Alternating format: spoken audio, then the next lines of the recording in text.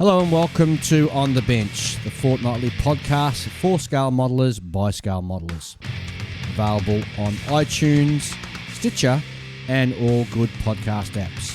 While you're there, don't forget to mark us as your favourite so you never miss a show. Fine Scale Modeler is proud to be the official supporter of On the Bench. Fine Scale Modeler is one of the world's most recognised modelling magazines and can be found in all good newsagents or wherever you purchase your magazines.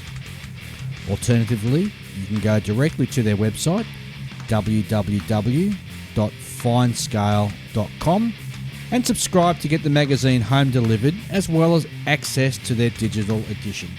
My name's Dave, and you're listening to episode 44 of On the Bench. Today we're going to be looking at armoured kits from around the Battle of France 1940. Also we'll be looking at what's new in the modelling world. But before we get started, I'd like to thank our ongoing Patreon supporters. Your contributions help with the ongoing running costs associated with producing and publishing this podcast. If you'd like to be a supporter, go to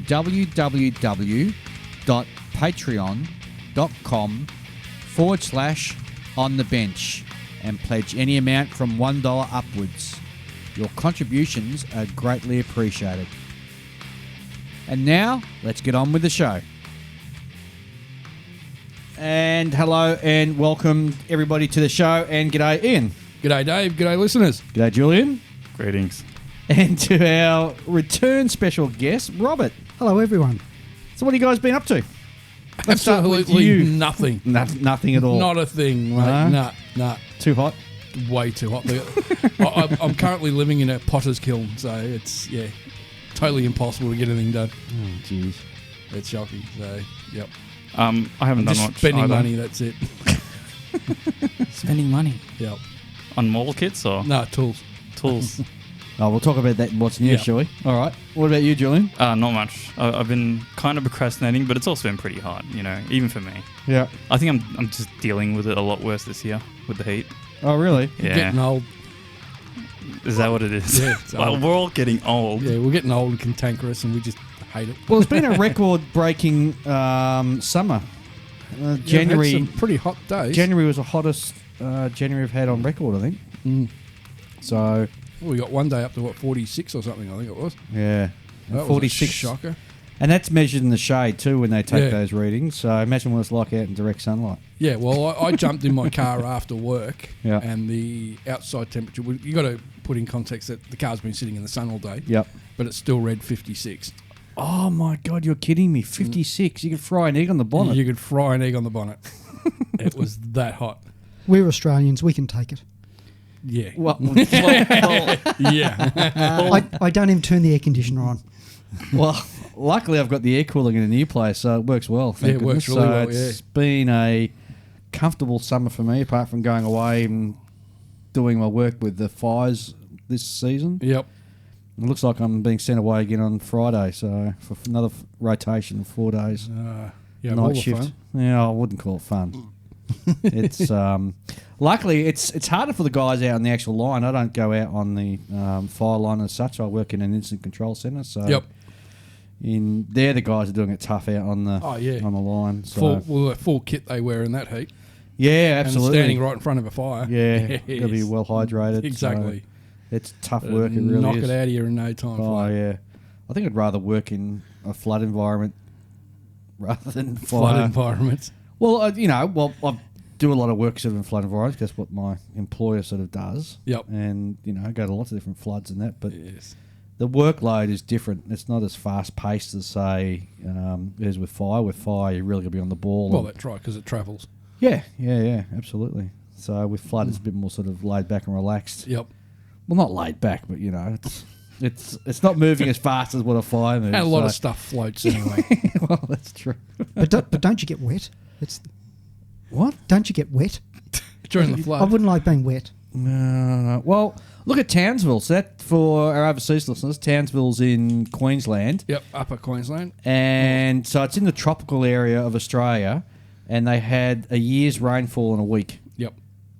It's just, Well, aren't we supposed to be getting tonight a month's rainfall tonight? Yeah, we are. Yeah. So sometime during the show, we're going to have lightning and thunder. Oh, and it's going to come down. Like, you'll probably hear it over the Yeah. microphones. Yep. We might take a break when it comes through. yes. We'll see if it's too loud. Yep. Hopefully we won't be electrocuted No. because I'm very close to this mic. It just No, we're right. It's got a protective cover on it, mate. You're right. oh, okay. I'm actually not ground through. That doesn't go back through the. Oh, it passes. Oh, it does too. Oh, I'm sure there's a couple of fuses in there that'll go before it gets to you, Robert. Yep. You're sure? Yeah, I'm hoping so. Anyway. And anyway, I don't mind the smell of roasting bacon. So as a result, because I've been so busy with work, I haven't done any modelling at all. None whatsoever. Haven't Well, you got a bought- better excuse than me. Well, that's true. Well, I've got the flimsiest excuse, I think. Yeah, and what's that? Well, I'm just being lazy, aren't I? For the most part. I mean, the heat doesn't usually affect me as bad as it does you because my place doesn't get quite as hot. But even in the cooler days, have been very humid. Mm. So I'm not going to do anything. Well, when it's today the humidity was about 80%. Yeah. So it's a pretty humid day. But the it's no trouble good is, for painting. if you don't do sort of any work for a while, you sort of I find you sort of drop off and you lose your mojo a little bit, Yes. and then you got to sort of get back into that. Force yourself back in. Yeah, yeah. Yeah. I feel like I want to take back what I said about Australians being tough. Oh, it's a bit humid. I don't know. Oh, whatever. Okay. Well, the situation I'm at is like I've got projects I really want to start, but in order to start them, I've got to clear the bench of the things that are currently on it, and the things I have left to do on the P38 and the Pete are just they're not exciting. I really don't want to do them. You get to that boring bit of the model making. Well, I got to put this bracket on the canopy. Yeah. And I went to do that the other day, and I couldn't find it. I couldn't find the photo etch fret that has it. So I've misplaced it, or I put it in a different box or something, and then I don't know. I just haven't gotten around to looking through those boxes. Well, that's like me because I've got about I don't know sort of 6 projects on the go there in various stages, and I sort of get I'll go back and do this one. I can't remember where I placed all the bits, so I spend half the day opening up all these different boxes and there it is, and then by the time I find it, I couldn't be bothered. Go sit down and watch So TV. you need to get one of those boxes with the little compartments you put I've your got nuts some and of them, bolts. I've got yeah. heaps of them. They're handy. Yeah, I know, but then Everything for that one kit goes in that box. well, for one particular kit, and believe it or not, it's an armoured kit. It's the Australian ASLAV, and I've actually got one for that, and I've actually got some tape on top and named it, so I know that that's the box with all the sort of parts in it. So Because I bought a really massive one for me Shikaku yeah, because of all the sub-assemblies in that. I Yep. thought, well, I'll just keep it in one big box. So next time I've got another huge project, I've got a box for it. excellent. So has any paint gone onto that kid yet? A little bit of paint went in a little bay where the funnels hook into. Okay. Because that'd just be too difficult. Well, that's to a good try and milestone, isn't it? paint. Well, that was done a month ago. Okay, you can deflate your own balloon. Go for it. No, I've just been doing all the photo etch and all the small bits and pieces and that, getting all that ready. And Yeah. yeah, like, I'm hoping probably within 2-3 weeks I'll probably be able to start painting. Once the weather sort of cools down a bit, Once it cools down a bit, yeah. you're gonna be waiting until March. Oh no, it'll be before then. I'll start taking it to work then. Let's hope your boss isn't listening. No, I'll do. If you're listening, boss, I'll do it during my lunch break. Of course you will. Tongue in cheek, he says. no, I'm serious, mate. I'm serious. All right. So, should we just roll straight into what's new let's and have a rock look at into what's it. going on? Because, Sure as I thing. said, it's been about 3 weeks since we've all been together. So, let's have a look. So, Mantis Miniatures have announced some new figures and animals for January 2019. First up, they've got a 1/35th scale World War II German snow camo with a soldier standing there pointing off into the distance. It's a German pointing. That's unusual for a figure. Yes, it is. Nice looking figure. It's copied directly from a photograph that was obviously taken somewhere in Russia during the war, where a snow-caped figure, would you call it snow-caped? Yeah, the that winter thing? white gear. Yeah, and he's just pointing off in the direction of where he sees the enemy. Yep. We have another one there, World War II German in a sheepskin coat, again in 1/35th scale. And we've got some animals, I think. Hippopotamuses, there we go. Ah, 2 hippos, the animal set, number the most 34. deadly creature in Africa. Oh, excuse me. In 135th scale, 2 hippos, and they're not the full size. What would you call it? It's a waterline version of a hippo. Yes. for a comment. Yeah, waterline. Yeah. Oh, gee, that's funny.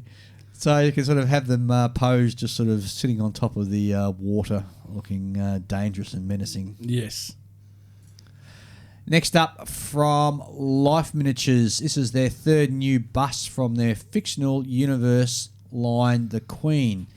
And for those guys of you out there who like doing figures, and bust figures in particular, with the sort of mix of sci-fi, this is going to be a great little thing for you to jump in and have a look at. So it's a human hybrid from a dystopian future. And She looks Japanese. yeah, the headgear is very sort of Shogun-ish, isn't And it? she's wearing a kimono. Yep. Yes, you're right there. You're right. She's got a very skinny neck. Well, the skinny neck, that's all the Robotic-y sort of thing. Yeah. Yeah. And the human part's obviously the head. But it looks to be quite an impressive little kit, and I'm sure there's a lot of detail in there that our figure builders and bust painters are going to really enjoy doing. I know who'd like to have a crack at that. Well, if anyone's seen the Ghost in the Shell movie with Scarlett Johansson, that's very reminiscent of that sort of It thing. is, isn't it? It Yep. is, absolutely. Got that cyberpunk vibe, which is a bit popular these days. From Hobby Boss, some announcements. They are doing a Leopard C2 Mexus, which is the Canadian main battle tank. It's in 1/35th scale and is going to be released for February, I believe. The Leopard 1 was the main battle tank designed and produced in West Germany that first entered service back in 1965 and was used by quite a number of nations, including the Australian Army as well as the Canadian Army. So I know that Stuart over at our sister podcast is going to get a bit of a kick out of this and all his Canadian listeners. Yep. I'm surprised how many actually Germans built. They built 6,485 Leopards. Wow. Of which 4,744 were battle tanks and the other 1,700 were utility and anti-aircraft variants. And it'd have to be one of the most successful sort of production tanks exported by Germany, I'd have to say, post-war, by a long shot. Yeah. Although I don't know how many Leopard 2s they made. Because they were in service with, let me think now, Spain, Turkey, I think, from memory, and a few other countries. About this particular kit, it's 15 sprues, 630 parts. There's 2 directional slide molded lower hull and turret parts. 160 individual track links. I'm a big fan of individual track links. I reckon they're great. And I'm sure that will produce and build up a really nice kit. Next, we have a Soviet Su-122-54 tank destroyer in 1/35th scale. So this is obviously in competition with the Mini Art kit. Oh, Yeah, they would produced be. one, have they? Yeah, they got Okay. an early and a late. Right, okay. So the self-propelled 122mm gun was based on the T-54A and sometimes known as the IT-122 and produced between 1955 and 1957. There were 77 vehicles built with some minor differences between production lots. And the Su-122-54 had a modified chassis with small spaces between the first, second and fourth pair of wheels for those of you who like that sort of information. That'll make a nice little kit again. And for those of you who like your sort of post-war Russian armour, it's certainly something that you'll have to add to your collection. Individual links, again, which is great. Ubiquitous brass photo etch. Is that some wire there for Yeah, there'd be a tow cable. the tow cable? And some clear parts, obviously, for the headlights and the gondolas. Yeah, Vision slits. absolutely. Trumpeter, I should say. Blowing their trumpets. Their March releases. They've got 4 kits that they've announced for March. First off, in 1/35th scale, we have a BMD3 airborne infantry fighting vehicle. This is in 1/35th scale. This was designed specifically to be used by the Russian airborne and was obviously air deliverable as such. They put it in the back of one of their big cargo planes and just fly it in. I think they were used in Afghanistan too. I've got some recollections they may have been used there. And certainly one of the paint schemes, painting guides actually show that may well be the case as well. So they go, the painting guide's got 4 different paint schemes. You got your basic olive drab, Russian olive drab, and 3 other sort of camouflage. Yeah, Trumpet is usually pretty light on the information when it comes to their schemes. Oh, yeah. Never give you any info.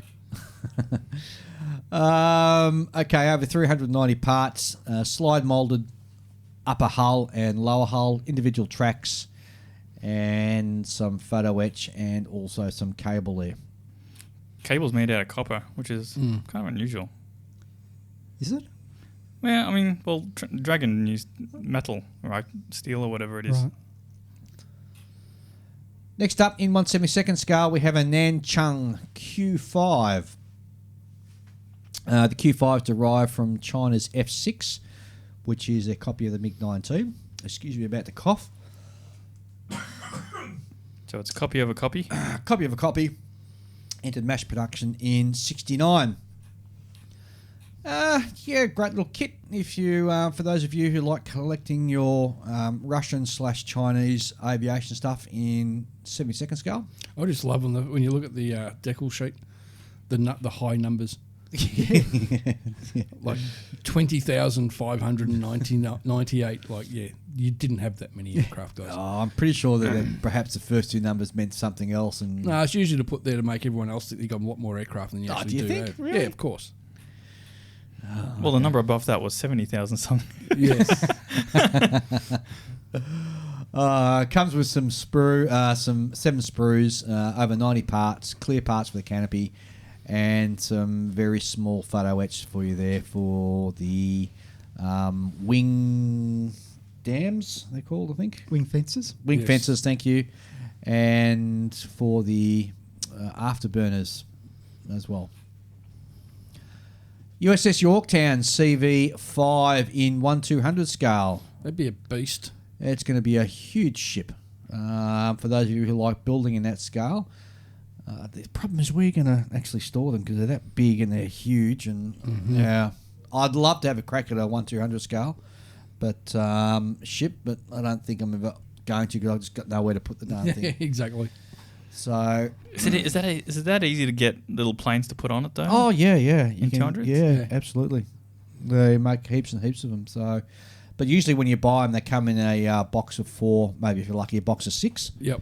And so you just have to buy about 3 of them to make up a squadron, 4 of them. I think I bought 8 boxes for my Yorktown project of aircraft. Were you playing it safe, or is that a usual amount? That's the full complement for when that was in the Philippines. Wow. I wonder how long before we're going to see 1/44th scale ships. There's already a couple around. There are. Yeah. I think there was a Fletcher you could get in 144. Well, there's 1/72nd scale ships, and in fact, there's a group in Australia called Task Force 72. They're not plastic kits per se; they're a mixture of fiberglass, and they're more for the remote control gang. And, Yeah, the radio control shippers. Yeah, Yeah. but some guys just build them as static models, and the detail you can get into it is just superb. Oh, yeah. I actually saw a little bit of footage of the 72 scale guys' ships, and one of them had built the Enterprise aircraft carrier in 72nd scale. Oh, that'd be huge. What, It the was. modern one or the modern one. Modern one. That'd be huge. It Yeah. was a massive chip, and it went too. It had a lot of power. Did he get in there with and use it like a canoe? He could have. I've seen a guy. There's a guy in Yeah. Germany. I think he had the turpits. He built the turpits and basically made it out of a canoe. Yeah, I've seen that. It's And weird yeah, because it looks like a ship model in the water. Yeah, with this Except big giant in the middle of it with a paddle. No, or the one I saw, the guy's head was Yeah. between like the the various superstructures above. It was weird. I mean, I'm not sure what he's looking at because he just had like this wall in front of his face. It was weird. There was a guy in the US with built a model of the Graf Spey, and it was so big he had to register it as like a speedboat. Yes. Oh, really? Yeah, I remember the number of the boat was ME109. Very fitting. You think back to our very first episode, we had Russ French on, and he's a builder in 1/72 scale of ships. And Yes. he built the USS Winston Churchill, and the vertical launch system on his ship actually works. It actually fires little missiles out, which is awesome. Very cool. Very cool. Getting back to the Yorktown, so in 1/200 scale, you can get 44 sprues. I'll go back to the size of it actually. So it's 1.2 meters long, and it's just shy of 180 millimeters wide. Comes with an anchor chain, some copper wire there. I'm not sure why you want the copper wire with it. Did it have a degaussing cable? Possibly, but that'd be a real bugger to put on. 44 sprues. 44 sprues. 44 sprues. The deck pattern is finely rendered. Some accurate gun detail, they're saying. It's got 8 pieces of photo etch for handrails, ladders, and radar parts, etc. And aircraft included the F4s, 5 SBD-3s, and 5 TBD-1s. So, yeah. And it's interesting that in the 1/200 scale, they're still using that clear plastic for the aircraft, which I detest and hate with a passion. Don't mind it at all. Oh, no, I can't stand it. Don't mind it at all. In the 1/350 scale, it drives me nuts. I don't know why. It's just hard to work with. Really? Yeah. It is brittle. It is very brittle. Well, I've snipped off all the aircraft for the Shikaku, Yep. and they're all clear plastic. Every single aeroplane has at least 1 or 2 sinkholes. Oh, goodness. What, on the Hopefully top not. or on the bottom? Sides. Ooh, you got a bit of work there. Yeah. At least it's not the canopies. No. Well, no. that's a good point too. It's not the canopies. So all I have to do is I have to paint the interior green first before I putty. Right. Oh, that's right. Yeah. Then I can putty it up. And then I can put the interior green and then paint the outside colour. You're completely mad at him. Well, someone has to. Next from Trumpeter, we have a M983A2 Hemet tractor with the MA70A semi-trailer. So this is basically a tractor unit for use with the trailer-mounted semi-trailer. For those of you guys who like doing your military trucks, you're going to get a lot of fun out of this one. In 1/35 scale, it's going to make quite a large model, actually. Large kit, yeah, especially with that trailer attached. You'll be able to use that for all sorts of things. The trailer, you could put a tank on there or an armoured personnel carrier or some such thing. Patriot missile system. Patriot missile system.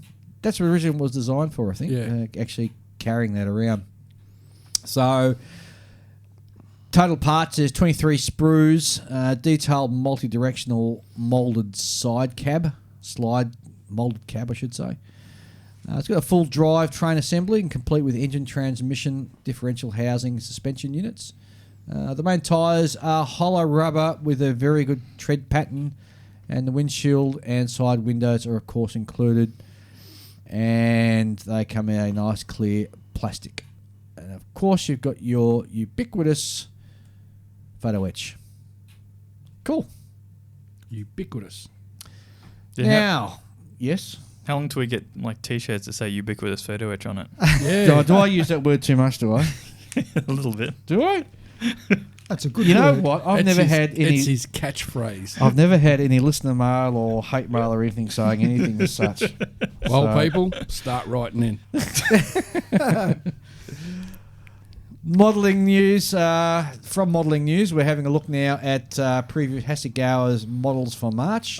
New stuff, MAK stuff. Brilliant. Yes. Well, first of all, let's start off with the 12 Tamagoya Girls Collection number 1. Happy Cool. rain. Happy, right? It's a 1/12 scale Anime figure. Yeah, in a bathing it's a suit. freaking schoolgirl, man. Yeah, well, What has happened to Hasegawa? this is one of was one of their big sellers. Yeah, they go with the money They goes. used to be a proper model company. Well, for those of you out there who like the Egg Girls, you could argue quite rightly that they're producing exactly what you want. Let's leave that one alone and move on to the next one. It's in 1/35th scale. It's a construction worker B set, which comes with 3 construction workers, and One's working, the other 2 are watching. one's eating his noodles by the looks of it. I think they were supposed to be on break because it comes with a vending machine, right? It does. It's got 1 woman and the on-site supervisor, 2 men, open brackets, guards / workers.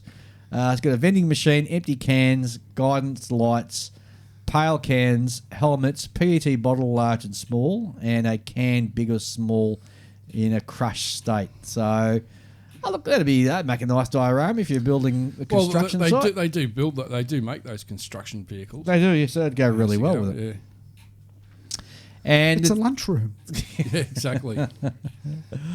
oh, okay. And here they're we- too well dressed to be construction workers. They're Japanese construction. Oh. Here we go. The Lin Minmei Chinese dress W/VF 1J Valkyrie eggplane That's the Macross eggplane. in 1/24th scale. Price 3,200 yen. I've got no idea what that is in Aussie dollars. Not that much. Okay. What's a bit odd for a 1/24th scale? Yeah, but it's an eggplane. Oh, okay. Yeah, so I don't understand why it says 1/24th scale, Yes. but it's an eggplane. Yeah. How can they have a scale? Yeah. Maybe that's her. That's 1/24 Maybe. scale. Oh, right. Yeah, that makes more sense. Yeah. Possibly. Yeah. So basically, it's based on Macross, which is an anime From the 80s. cartoon series, and they've decided to make an eggplane of one of the planes in it, and they've given you a figure. I think they look like what F-14s or F-15s that are kitted out for They're, space. they're a bit like sort of amalgamation of the various planes that were flying around when they made the show. Yep. 80s. Unusual, but someone will buy it. The next one will probably interest you in 1966 American Coupe Type 1W. Why don't they just say it's a Chev? Well, I don't know. Maybe it's a Chev. Maybe because there's licensing issues. Yeah, it could be. Yeah. Comes in 1/24th scale. It's a classic 1966 American Coupe. It's a resin figure is included, which is a girl draped across the bonnet to add extra detail to your kit or to users in a diorama. Oh, draping over a bonnet. Not Well, good. she's sitting on it. Still not good. She could be sitting on the floor as well. Let's get to the interesting stuff. Yeah. The anti-gravity armoured for the fighter in 1/20th scale. The Falke 1 Type 2. Now, this is a redoing because they've done these before. Yeah. Yep. And looks like they're just sort of... It's the old SF 3D stuff from Kao Yokoyama, I think the guy's name was. yeah. He did the Machine Krieger Yep. stuff. Yeah, Machine Krieger. Yeah. The old Nitto. I got a Yeah. ton of the old original Nitto boxings today. Okay. Those things are rare to find now. When are you going to build them? One day. One day. Hasegawa also doing a F-104 Starfighter. This is a G/DJ type, which is a double seat. Decals for Taiwanese Air Force. And also, just the only decals for that. Yep. That's interesting. Oh, it's typical. Yeah, okay. Typical Hasegawa. But you think they'd have a couple more decals. No. All right. So there's not too much more information on that. So again, the price.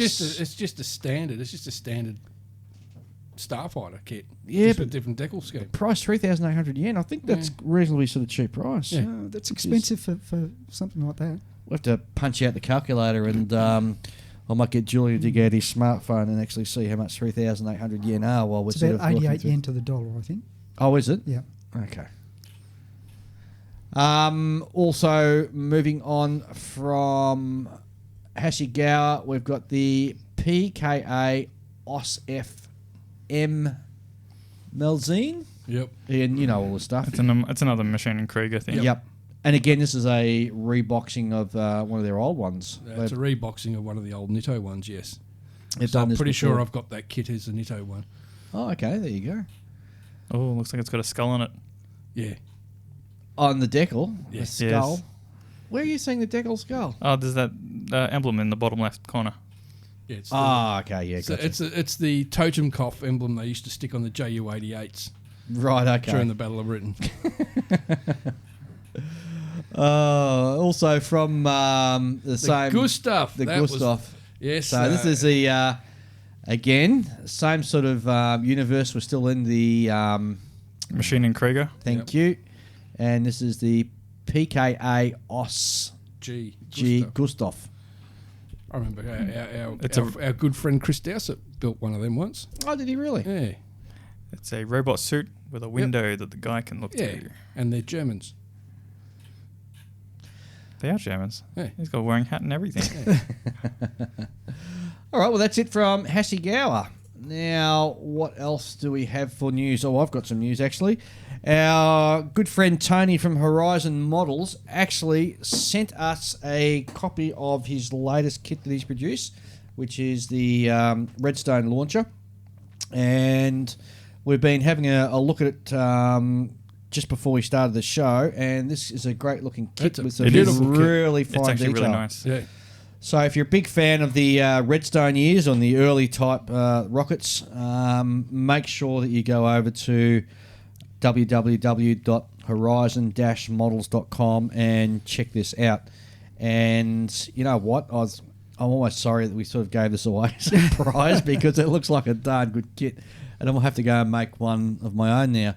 Now, with a particular kit, you can make 3 different types, or one of 3 different types. You can either do the Juno one with Explorer one, which was launched on 31st of January 1958, or you can use build it as the Redstone IRBM, which was used by the US Army as a ballistic missile, and that was launched back in August 20th, 53. And the US government actually gave one to Australia, and on top of that we launched our first satellite, which launched from the Woomera rocket range back in 1967. But fantastic detail. The decals are really great and in register. The details on the kit are just absolutely amazing. Beautiful. They actually are. Right down to the small rivets, and the way they've managed to get them done is just beautiful.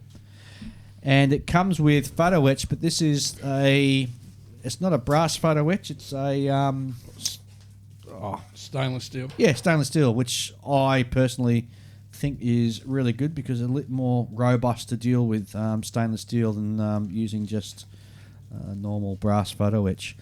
So that's going, now that we've done the show, I'll be popping this in the mail and sending it across to Jason from Cherry Valley, Illinois. And Jason was very excited to have won that competition.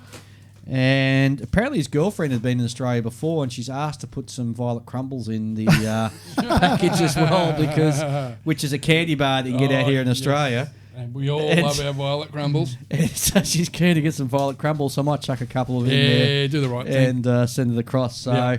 Jason, once you get this, you got to let us know, and also And a jar of Vegemite. I don't think he likes Vegemite. No American likes Vegemite. And actually, there are a couple. I've come across a couple. Oh, who do. really? Yeah. Yeah, well, what I've seen online is they try and eat it with a spoon. Well, that's where they're going wrong. Yeah, it's very thin on buttered toast. Jason, you've got to let us know how your build goes when you start building this, and post some pictures on our Facebook Yep, page. definitely, mate. Ian, what have you got for what's new? You've purchased well, some it's not stuff really there? new. I presume they've been out for a while. A mate of mine showed me these a couple of weeks ago, and Voyager models, they do all the photo etch and aftermarket stuff. Well, they do these masking, I presume you call them masking guides. So How do basically- they work? Well, basically, it's this big sheet of very thick photo etch, and it's just got a whole heap of different. One's got a whole heap of different lines on it engraved in there. And basically, you just put your tape over there, Okay. push it in with your fingers, so you emboss it a bit, Right. and you just use the channels in the photo etch to cut your tape at different lengths and different widths. You've got another one that's all squares, so you can cut like different size squares, or Okay. use it as a grid pattern if you want to do like a bit of artwork or something, and cut that out of masking tape. You know what that would be great for? The digital camo. Yes, perfect for digital camo. Yes, The other ones I got was one that's just a big, massive circle with a whole heap of lines running through it, so you can do all the different, round sections and curved bits and so forth. Have you actually tried them yet? I'm curious to see. Not yet. I'm curious to see whether you get a feathering on the edge of the tape as you cut it. Well, it depends how sharp your knife is.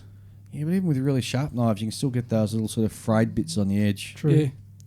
I'll have to try it out. I imagine you'd run through a few blades. I reckon so too. But it just looks like a handy little thing Yeah. to have. And the fourth one has just got like stars on it and a square, different size squares, and another square with rounded edges and a looks like an octagon or a hexagon, 6-sided. So that one over there, the one with the curved lines. Yep. I've used one of those. The one I had was of a lesser quality than this. This is actually It's good. Thick. it's really thick. It's almost like sheet steel. Yeah. And cheap. And They cost me about $7.50 each Australian. Wow. yeah. See, I probably paid about the same amount for my cheap and nasty one that actually has slots, which is not what you want. Because when you got slots, your blade wants to slip through the slot and sort of get under it and all that sort of thing. Yep. This would be better. I found the curved ones really good if you want to mask like lines that go over the top of fuselages and stuff like that. Perfect. Yep. Yeah, angled lines, those Yes. ones they're a weird thing, and you really need to sort of have some shapes available to give you those proper lines. Yeah. You say that sheet metal's about 1 mil thick? Nah, not a mil thick, but it's probably half a mil thick. It's thick. It's thick enough anyway. Actually, And the other thing I got too was I bought myself from Voyager as well. They got this little for ship modelers. It's a little ruler, scale ruler. One side's 1 to 350. The other one's 1 to 700. So that's ship with a P? Ship with a P. Right. Yep. Not ship with a T. Which is it'd be quite handy when I have to start scratch building something. And a little accessory I bought from Voyager as well to go with my display super glue station was that they make little super glue applicators. But the difference is these ones are all different shapes and sizes. So you can regulate how much super glue and different angles, and $5. Can't Excellent beat value. it. Do you think there's anyone who knows how to pronounce that company's name? No one. Display. Display. How about despair? Despair, yes. The despair of trying to name it. Yeah. So I think that's about it from me that I've bought. Yeah, I'm looking at this. You got a little ruler down one side, and I'm measuring it, and I reckon it's about half a mil. Half a mil, you clown. 0.5 mil thick. I'm mixing my imperial with my metric. Oh, jeez. Anyway. You got anything, Robert? Any new ideas or new models or anything you've seen or new? Anything? Well, that's you probably might regret asking. No? Because the Nuremberg toy show's been. Oh, yes. You right, just reminded me of something. Yes, So yes. I have quite a list of what they were showing there. Please do. Read away. Because they and a lot of companies now announce mostly on Facebook. It's not the shows aren't quite the sort of bonanza of new releases, but they did have a lot of things that are new that they were showing, and so I'll just run through some of those. Please do. Many pages. I'll start off with this. Actually wasn't at the show, but Fine Molds. Yep. Are with working with Model Graphics magazine, and they're bringing out a 72nd scale Key 43 1 Hayabusa. Now, Fine Molds do this quite often. They work with that magazine, and over a couple of magazines, you'll get sprues, and you can actually make the kit. It's got the instructions. And everything. Okay. Yep. Didn't they do that with a Claude? They've done it with an F-14D. Yep. They've done it with tanks. They did it with Zero. Zero, that's what I was thinking of. And normally they don't do that version ever again. So if you want that version, you have to get the magazine. Expensive way of building the kit though, because It's not for people in Japan. Oh, It okay. actually works out fairly cheap. Oh, Because I don't think the magazine's much more expensive than without the kit. So, but when you have to buy it in from Hobbylink Japan, Yeah. it's pretty expensive. Yeah. yeah. But it will be good because Fine Molds do a great job. Yeah. And it will be really good. So if people want one, so I think the only one previous was the Fujimi one. I don't know that kit, so I can't talk about it. But I'm confident Fine Molds will do a great job. Okay, moving on. This is at Nuremberg. Meng were showing a 35th scale N6K6 Panzer S1, which is like a Tunguska air defence thing with missiles and Yep. radar on a truck. So that's people that like modern Russian stuff. They've been will quite be on top of popular it. actually, and a lot of model companies are pushing out that Russian anti-aircraft stuff in recent times. Yeah, it's amazing they're getting access to the information to do it. Yeah. Well, that's true too. Yes. Right, moving on a bit, Ryefield model have a 35th scale Puma, which is a modern German IFV. We've got Yep. the Rheinmetall turret, looks very, very high-tech. There's a company called Das Werk. and Yes, that's Ushi's company. Right. Oh, is it? Yes, Ushi, the guy who does the wood grain Yeah. tickles and that. Yeah. I'm not sure if this is their first plastic kit, Yep. but it's a 35th scale, 3 centimetre, 103/38 flak Verling, which is like a four-barrel gun using 30mm cannons, the Mark 103 cannon. Yep. And They also do, I think their first kit was actually a truck. was it? Okay. Yeah, they do some German truck. I thought his six-wheel first truck. kit was the jack that you can mount the That's aircraft right, on. the jacks. Yeah. Yes, the aircraft jacks. aircraft the jacks, Luftwaffe. yeah. Yes. Right. Oh, it That's looks very nice. Yeah. And Well, good on you. She's starting to put his toe in the water Oh, and yeah. get He's, some good stuff out he's there getting, now. He's getting around. And he's slowly building up, so that's great. also from Flyhawk, who do ships, they're doing this 1/700 scale Königsberg light cruiser Yes, I've seen that, yep. and the Bismarck battleship. So Flyhawk do good stuff, don't they? They do, I yeah. was at our good friend Callum's, Yep. and he showed me one of the Flyhawk kits he got. It was a British cruiser or something. And the detail on this 1/700 is Yep. amazing. It is the guns are like pieces of hair. They're that thin and so Wow. beautifully moulded. I've seen a little tiny tanker, Panzer Mark 1F, I think it was, Mhm. in 72nd scale. It's jewel-like. It's Yeah. just incredible. So it's that- amazing what these small companies are doing nowadays. Yeah, it is. They're making the big companies look not so Yeah. good. Yeah. Exactly. Yeah. Yeah. They're going to start pushing their game up. Right. Okay, moving on, Tarcom were showing some CAD for a Panther G family, which is they're going to do the early with Zimmerit, mid-production with steel wheels, and a late production with the infrared and anti-air armour. So that looks pretty good. What scale was that? 35th scale. Okay. And they're also doing a Berger Panzer II, which is a modern armoured recovery vehicle. And probably the biggest news, I think, was the M46 patent. So that... So Tarcom- you can do your Battle of the Bulge movie diorama. Yes. Yes, you could. Get a chaffee with Yeah. Telly Savalas in it. Yep. That's it. You're yeah. rocking, ready to rock and roll. I did see someone did a figure of a Panzer Commander. It was definitely that German Yeah. actor from that movie with the big lips and the blonde hair. Oh, you mean the same one that was in Kelly's Heroes? Yeah, Yeah. he looks so German, doesn't He he? does. I'm going to go back in post-production and put on the Panzer song as an underlying over this. So. Right, there's a Classy Hobby, strange name, are doing a 1/16 scale Stuart M5A1 late. So that'll be a very big model. I've never heard of Classy Hobby. They've done a couple of other things. Have Yeah, it's just a... A Stuart. Yeah. I like little Stuart tanks. They did a Lynx, or Lux, the German... Yeah, the Lux, Luchs. Yeah. Yep. Okay, border models were showing their Panzer 4G, which is really, really nice, and it's got really, really nice photo. It's Scherzen on the side. It comes with a whole sheet of camo masks, like so you can just peel them off and stick Oh, on. wow. Oh, that's a And great also idea. brass smoke discharges, so they're properly round and Oh, great. Oh, good, looks yes. really And thin. good. Yes, that's right. I think those are the one thing that I always wish I put on a model kit, but I never do because I never go and buy them. And I wish I did. And you paint it and then just you forget that they're there. You know? Just read the instructions. Yeah, it's it. That's what they're for, mate. No self-respecting Fair. tanker would go to war without these smoke grenade discharges. Yeah. No, I know, but no. What I mean is like I never go the extra mile and buy that aftermarket, right? I just never Use do. the kit ones. Yeah, I just use the plastic ones. Yeah, I see what you're saying. Okay.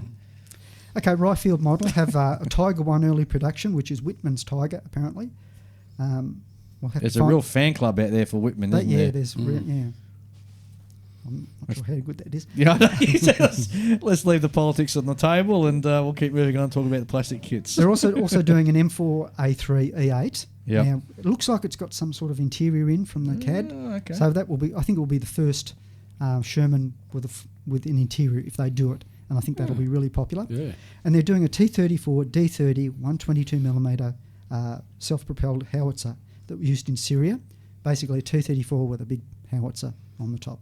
So that looks interesting. Now, Interesting about Syria, there's a lot of sort of German stuff that got left over from World War II or shipped back over there from Czechoslovakia after the war back to there's Panzer IVs and everything were used, and a couple of Stugs I remember. used. Was it last year or Pack or a bit 88s? before they were over when the Americans were over there, and there's some of the photos of some of the tanks they found. Yeah. Like old Italian tanks Yeah. from World War II. Yeah, and that. exactly. That's what I'm saying. It's the amount of sort of armour from World War II that was still being pressed into service even now. Was yeah. just, it's really Well, surprising. Well, look at who was it? Laos just recently returned. What was All those T-34s, it? yeah. 20 or 30 T-34s Yeah, to Russia. Russia took them back. In mint condition.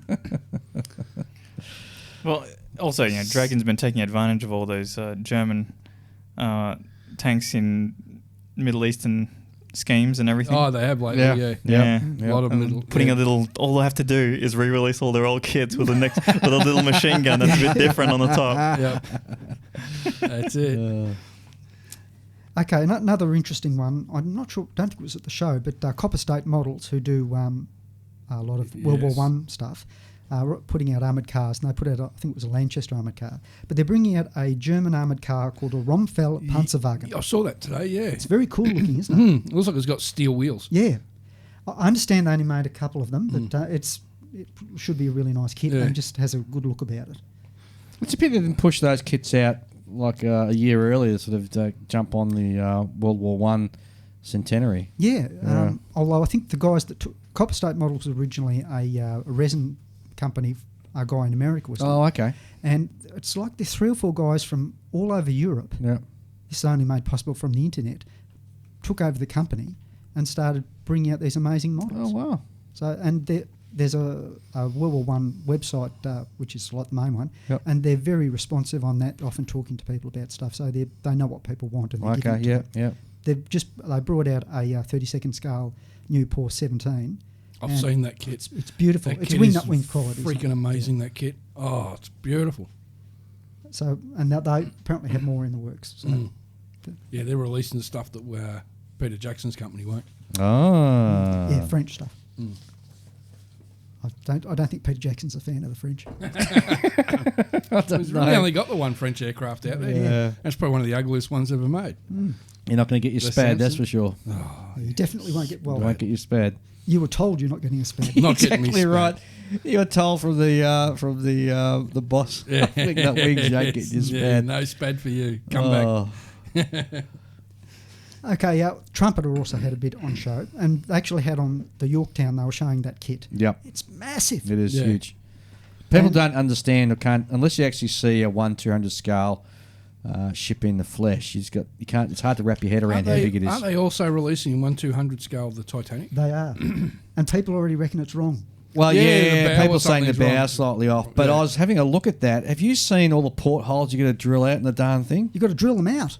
Well, they're all sort of covered over, so you actually got to drill the portholes out. Okay. You know how in your, I don't know, Robert, you don't know, Ian, you know, but you get your 350 scale ships and even your 700 scale ships, and you can see the indentation where the porthole is, so it's a representation. So if you want to make it more realistic, generally we drill them out. Right. Do you have little people looking for I out? don't. Oh, I do. use photo etch porthole surrounds. No, I tend to drill mine out. Photo etch Well, porthole it depends surrounds, glue it in because place. you got to go back and look at historical photos, which we always go on Yeah. about, because sometimes they were actually locked closed, so they couldn't be opened. Yeah. But a lot of ships, like destroyers, up around under the Foscal and everything, there, those portholes there would generally you're able to open them up. Right. But I was looking at the Titanic, and they're all just indentations where the portholes, Right. representations of portholes. So. Okay. And I'd imagine that ship would really lend itself to being lit up with LEDs Oh, as well. that would It would look look great. gorgeous. But there's a lot of work in drilling out all those darn portholes, and you'd have to get some. I can't see any. The aftermarket companies will really jump on board this, and they'll have a Of wooden course. deck and Yep. PE for it, left, right, and centre. I actually had a sick thought then. I think if you did light up the ship, Is it you just you one shouldn't- sick thought? Well, I have many. What you should do is when you turn it off, you should have an audio thing of screaming. Oh, that's dark. Yeah. Gloomy. But with the band playing in the Yeah, background. well, that'd be nice. Yeah. Oh, another one said, "Let me go, Rose. Let me go." She let him go pretty easily, I thought. Oh, yeah. There was room on that for that's him what I as reckon, well. yeah. There was room. She's like, yeah, you're a bit poor. Hey, I've got the diamond in my pocket. Let me go. No one is to know what happened. Bye. Oh, jeez. All right, Sorry, back Rob, we back interrupted to you. it. Yeah. Keeping going. Yeah, Trump are also showing their new BT2, interesting little Russian tank. Okay. And this one they had twin MGs on. Now, the ones that I've seen photographs of at Barbarossa actually being used had twin MGs. So the earlier one had just the 37mm gun. So there might be I'm not sure if it's a second version or comes in the original kit. But okay. I just thought it was interesting. Also had the SU 122 4054, which you've spoken about, Yep. and the Leopard Nexus. And also, which we could bring up later, is they're doing a Renault R39. We'll definitely be talking about that later. But they're also showing their Yak 28 PP Jet Interceptor. I think it's a Firebar. And that's so science fiction-y looking. Bobcat also did one. Yes, that's a nice kit. Yeah, so I don't know if the Bobcat one or the Trumpeter will be better, but anyway, you'll now have a choice. The Titanic we mentioned. I don't know whether this is one thing for you ship guys. I'm not sure if it's new to you. I actually got most of this information by watching a video from Modelbau Koenig, the shop in Germany. Yep. And I flashed past it, and I'm not quite sure that it's right. But I think it was a Russian, it's 1/350 scale destroyer called the Tashkent. Is that ringing a bell? Yes. That ring a bell for me. Right. It had a big thing new. Yeah. So I think that was it. So that Yeah, I have seen that Trump is bringing out some Russian destroyers. Yeah. I have a feeling. But speaking of ships, Yeah. You wouldn't have that on your list, but for the 1700 guys, Combrig, I'm pretty sure it's Combrig, are going to be releasing a 1700 scale Fort Drum. Really? Now, Fort Drum's That's already not a been ship. produced by, let me see, there was another company that already done the Fort Drum. For those listeners out there, Fort Drum was the one in the Philippines. Correct. And it was just basically it was a great big lump of concrete that was shaped like a ship. Actually, I've seen the photo, it was an island. Yeah. And they basically knocked the top of this island off Yep. and built this massive concrete emplacement with a couple of battleship turrets on it.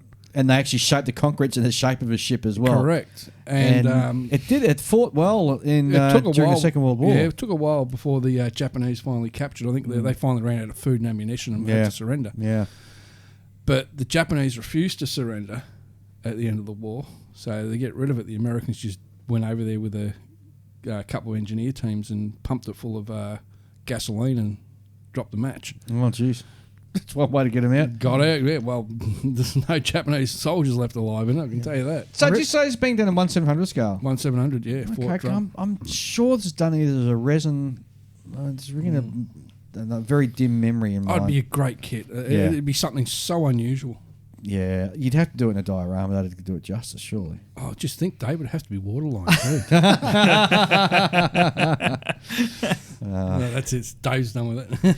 Well, actually, next episode we're having just an episode on shipbuilding. So I've had a couple of, believe it or not, I've studiously avoided having an episode devoted on shipbuilding because that's what my first love. And I've always thought I won't touch it because I don't want to sort of promote my own sort of side of things. But I've had a couple of letters in asking if we could do a shipbuilding segment because they reckon we've done enough aircraft and we're doing armour today. So, yeah, I thought next episode we'll do shipbuilding. Yep.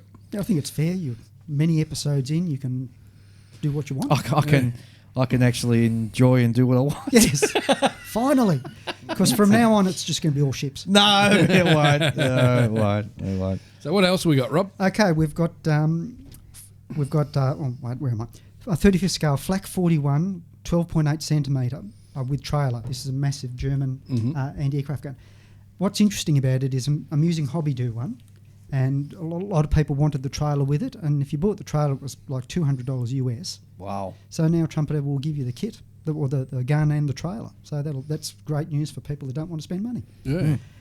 There's also, speaking of flak, they're doing a German 5 centimetre Flak 41, which I think was a fairly unsuccessful gun, but, people will be able to buy it And also a Maz 7313 truck, which is one of the many Russian trucks. Yeah, They look yep. the same to me, I'm afraid. But anyway, They do.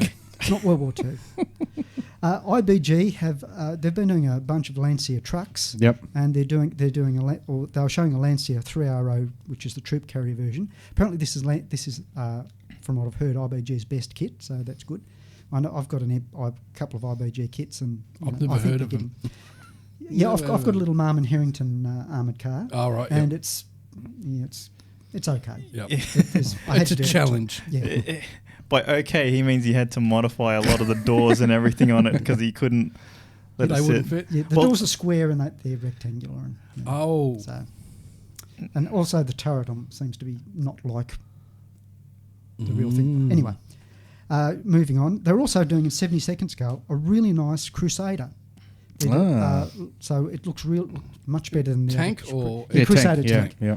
And they're also doing the two flak versions, the one with the 220mm and the one with the 40mm Bofors. So that looks really nice. They also do aircraft. They've done a bunch of PZL bombers from the Poles used. So they're also apparently quite So nice. that's really interesting because a lot of the tank and other wheeled vehicle type kits they'll do in 72nd and then they'll do them in 35th. Yeah. So a 35th scale Crusader, There's time. I mean, that would sell like hotcakes. I'm surprised no one's done it. yeah, because the only option out there is the old Italiari kit. Yeah. What I can say is that the Chieftain does the videos on tanks. Did one on the Crusader that's at Bovington, Yep. and that was covered with little white dots that they use for doing LiDAR. Oh. Now, I don't know if a model company LiDAR'd it or World of Tanks LiDAR'd it. Right, yeah. I don't know why they'd need to LiDAR it because I'm not sure that it's crucial that it's perfect in every way like we modelers need it for in a video game. But anyway, that's been They're done. probably as anal as we are. Do you think? Yeah. More than Yeah. Right. Oh, well. Anyway, so maybe they can sell the kit to someone. Anyway, coming up, we've got next up is Hasegawa. Who cares? Tamiya was showing a brand new 72nd scale BF109 G6. Yep. That's beautiful detail, isn't it? It's good. The cockpit's lovely. And what's interesting too is the way they've done the forward cowling is that the actual exterior of the cowlings come off, so I think they can do other versions. And there's different factories that people sort of say, we want that factory and all that sort of stuff. So that should cater for that. They're also showing their 35th scale Achilles 2C tank destroyer, which is the 7-pounder version of the M10. It comes with some beautiful figures yes. and stowage, so that looks good. I have noticed a lot of people saying, well, it's got the grouser covers filled with grousers and didn't have any grousers in them. I don't know if that's a problem. People showed photographs showing grousers in them. So I don't know. But anyway, it looks very nice. Yep. And I might buy one of those in the future. ICM have got some British trucks coming, the WOT6 and WOT8. ICM's a bit of a quiet achiever. Yeah, they do good stuff. I'm quite impressed. I like all the Ukrainian model companies. They do good stuff, particularly Mini Art. They're really good. And also, they had the Edward booth, and they were just showing stuff they're doing previously, but they had a bit of a sort of presentation where Vlad Sulic, the guy who runs it, was showing the work they've got coming up on their 48 scale Mustang. Now, I don't know much about Mustangs. It's a P51D, and somebody said it looks like they're doing a D5, which is an early-ish D, so that's probably good for some people. Yeah, it'd be a different exhaust or something. But the interesting thing I saw was, I wasn't sure because it's all in German, but it looked like they had things hiding behind curtains. It looked like a peep show for models. So I'm not sure if that's what was going on. Did you have to sort of slip a fiver in or something to get behind the curtain to see what's what? It was just a bit odd. If I could speak German, I might I'll be know interested to what's see going what the Mustang kit's like when it comes out. Okay. Would you build one? I've got a Tamiya P51. Yeah, I don't know. Have you built a 48 scale Mustang in recent memory? Not in recent memory. The last Mustang I built was the old Hasegawa 132 scale one. Oh, I did yeah, for the yeah, Interclub. I remember when you did that, yeah. on. The latest Edward kits are very, very nice. Yeah, I know. See, I'm not a fan of Mustangs. I kind of think of them as the Commodores of the sky. The Commodores. Yeah. So I mean, for our listeners, the Commodore is a very, very, very common family car. Yes. In this Dare I country. say, ubiquitous car in this country. Yeah. So I mean, I just think there's way too many of them. I mean, there are more flying Mustangs than there are of pretty much every other World War II fighter out there that exists. Actually, remaining put together. I read somewhere there are more warbirds flying now than there were 20 years ago. Oh yeah. Of course. Yeah. They pretty much make them from scratch now. If you just got the data Well, plate. isn't now what the third Mosquito now airworthy? No, that's I already think so, flying. yeah. I think there's a company over in New Zealand, they're pumping them out, Yeah. which is astounding. Yeah, it's great. Yeah. So I'm like, I know like Mustang kits sell really, really well. It's kind of what props up a lot of the model companies. Excuse the pun, props up, yeah. Yeah. That was not intentional, but thank you for picking up on that. No, but if I had to build a Mustang, I would build a Mustang B, right? With It's the ugliest version with of the the Mustang. Malcolm hood. No Malcolm Hood. I don't like the Malcolm Hood. Oh, I like the Malcolm Hood. Why don't I just go for the Apache? Yeah. The A30 was it A36? I wouldn't mind the Apache either. Yeah. I think But Edward are doing those too. Sorry. I think Edward might be doing those. Oh. Also, there's pretty strong rumours they're going to do a Hurricane series too. A Hurricane In series. 48. Well, they always do a series. That Edward aren't like the Japanese companies that just do one. Yeah. Wow. Yeah. Got some nice Hurricane kits out there anyway. Yeah, a lot of people like you see on Brit Modeler. There's a lot of they're not very good in many ways. No. Yeah. So Yeah, So I but- built the Hasegawa one. I thought it was a beautiful. The only fault I found with the Hasegawa kit was where the bottom of the wing joins up to the fuselage. Yeah. It's in the middle of the fabric, Yeah. so you got to get your rat file out there to get a really nice blend. I find the fabric representation's a bit heavy. Yeah, So that's true for a lot of kits. true. Totally agree. Okay, the only last thing I can mention is the mini art display. Yep. They didn't have anything particularly new we haven't heard about, but they had some built-up models of the things they'd announced. Like I particularly like their T60 kits, and they had a little Katyusha version, and Romanian tank destroyer version, the T60 Tarkhan, and a little German crane version, all built up. And apart from the fact they've got great models building them, they just look great kits. Yeah, and they had opened up T54. And the detail in that thing out of the box is just mind-blowing. Wow. Probably takes about a year to make because there's so many parts. But like Mini Art, are practically my favourite company now. They're so good. Yeah, what I see today, AFV Club, they're releasing an amphibious tank or something by the looks of it. Not like a World War II I or think it might be either World War II or just not long after, but it's a pretty big looking thing. no, I haven't seen it. Yeah, they just showed it on Facebook today. Well, Is it Russian, American? it's American. Well, if it's not a Sherman double It's not a duplex, Sherman double then I don't want to know about it. Right? I would kill for a Sherman double duplex that wasn't a resin kit. It'd be so hard for them to do. Yeah. See, Sherman's a that dime a canvas. dozen. Why would you build a Sherman a dime a dozen? Yeah, but there's Much like P-51Ds, huh? yeah, but that's why I like the P-51B because it's one of the rarer ones. Or Messerschmitt 109s. How about the cast Shermans? I reckon they look good. The cast ones. Yeah, the cast hulls. Cast Yeah, hull. not the welded, the cast hulls, Yeah. yeah.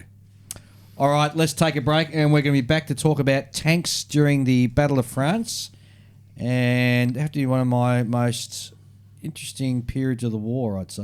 I think it's 1940. fascinating. I do too, and we're going to talk a whole heap about that and about model kits that you can build from that particular battle. So back very shortly.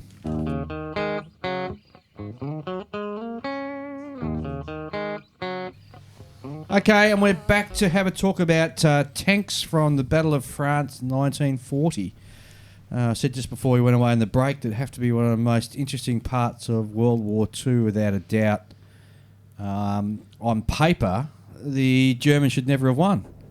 I mean, France alone outnumbered Germany in armour and also divisions and aircraft, and the fact that Germany was actually able to sort of outmaneuver using manoeuvre warfare and punch through and win the battle was just absolutely astounding.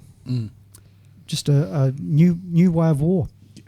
It was a new way of war and completely took them by surprise. And if anybody actually wants to listen in more detail about the Battle of France, it's a fantastic podcast done by Chip Wager. It's called Killing Time, and he does a whole series on pivotal battles throughout history. And he's got one on the Battle of France 1940. It goes for about an hour and a half, so I recommend I haven't heard if people want to have a look at it. It's called, again, it's Killing Time by Chip Wager. Just plug it into your podcast app, and I'm sure it'll come up. But for the French, there was no French General Joffre at all to recreate the Battle of Marne, or Marne, I should say, in World War One, which sort of held the Germans in World War One. They were completely outmaneuvered. It was all over before they knew it.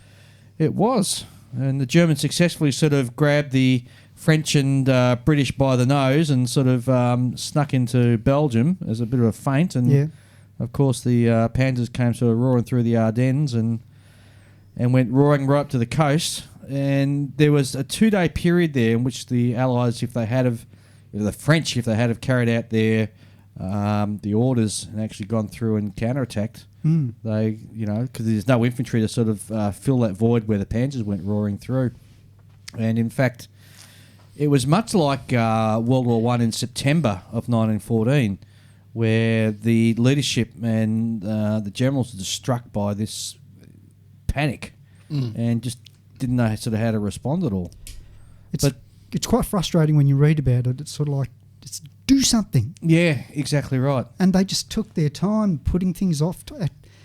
There's supposed to be an attack, and they're sort of like, oh, we can't do it in time, so they put off to the next day, and then, put it off another 12 hours. And they lost the war in that short time. Well, Britain and France both had the opportunity to win World War II right there and during that battle, and they completely lost it. Or at least not lose it, anyway. That's right, yes.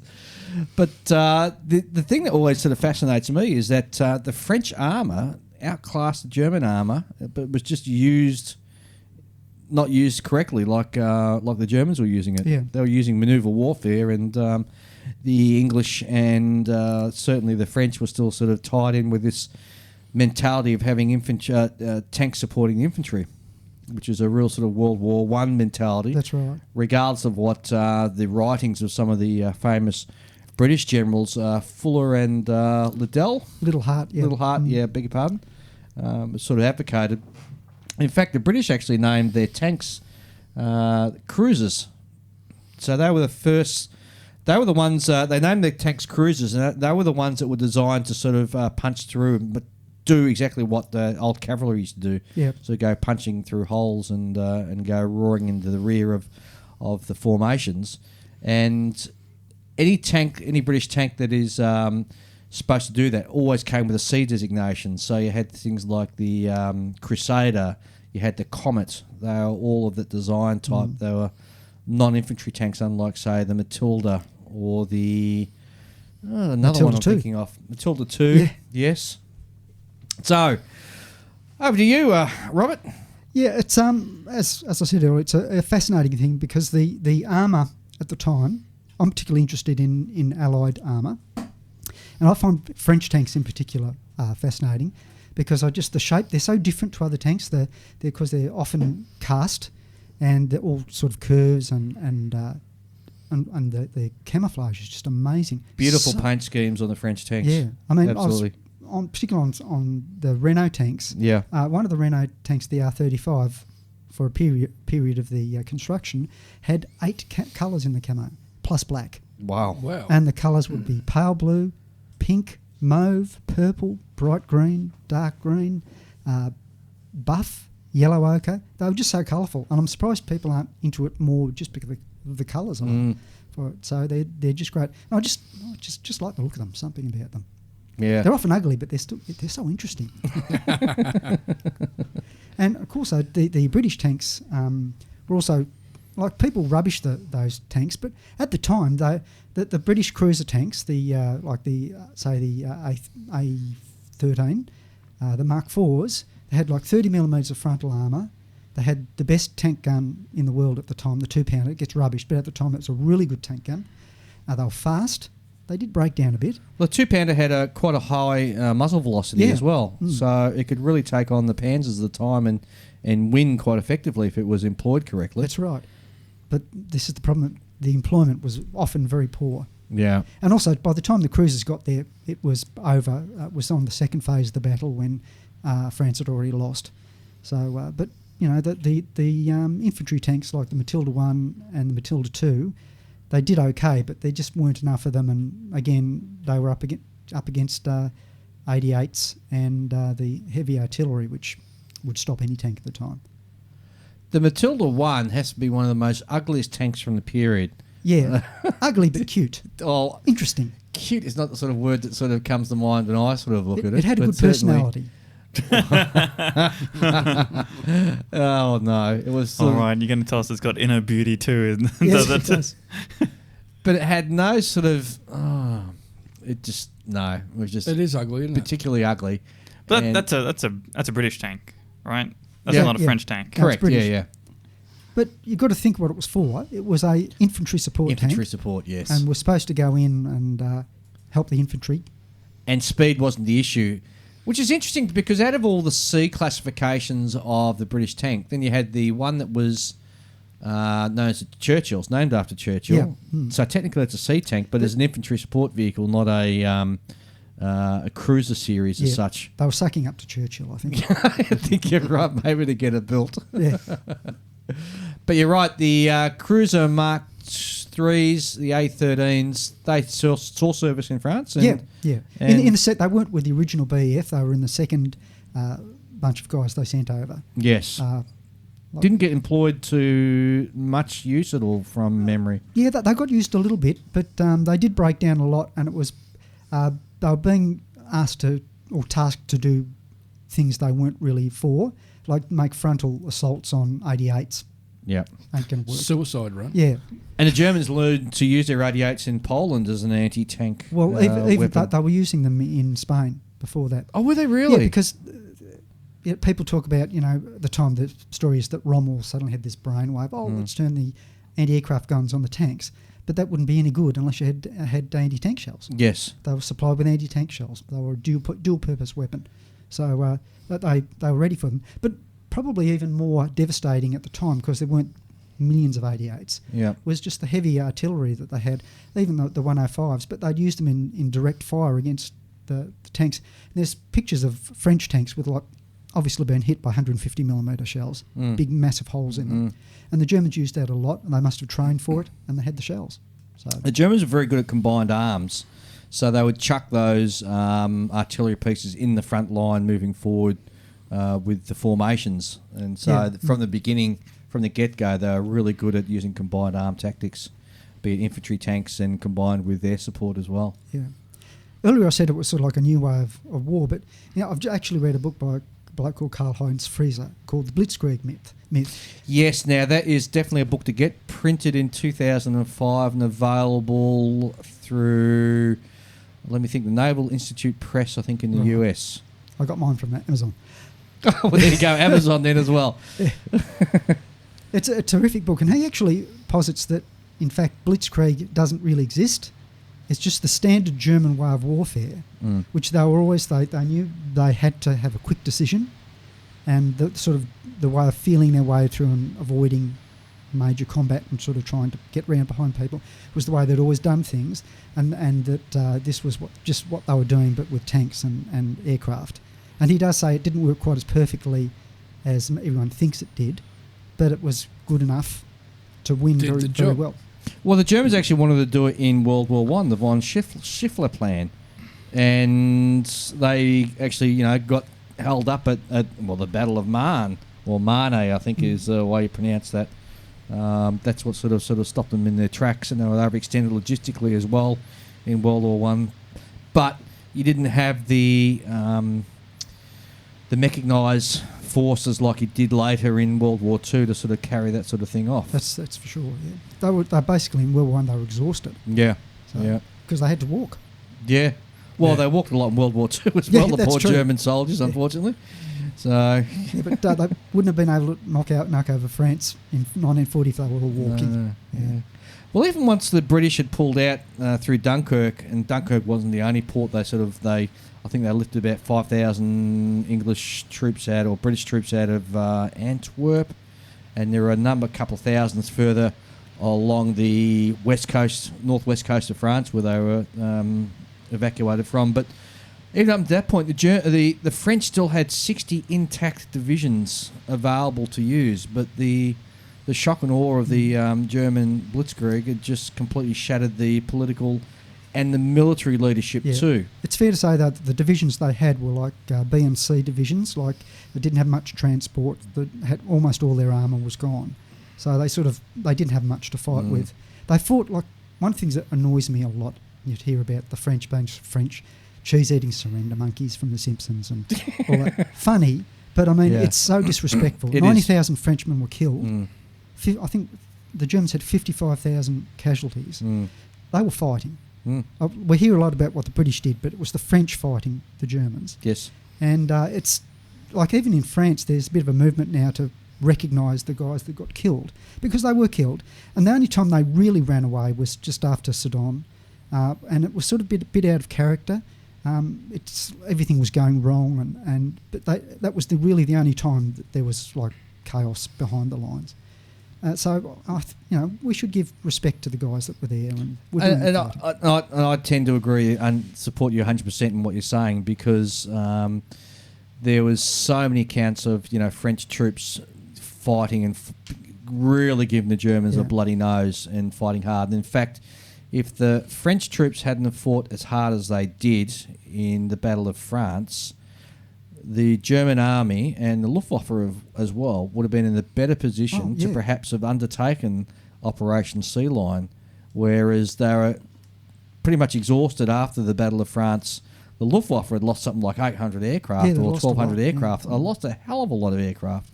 And there's no way that they and that's another reason why the Battle of Britain was a failed campaign from the Germans' point of view, even though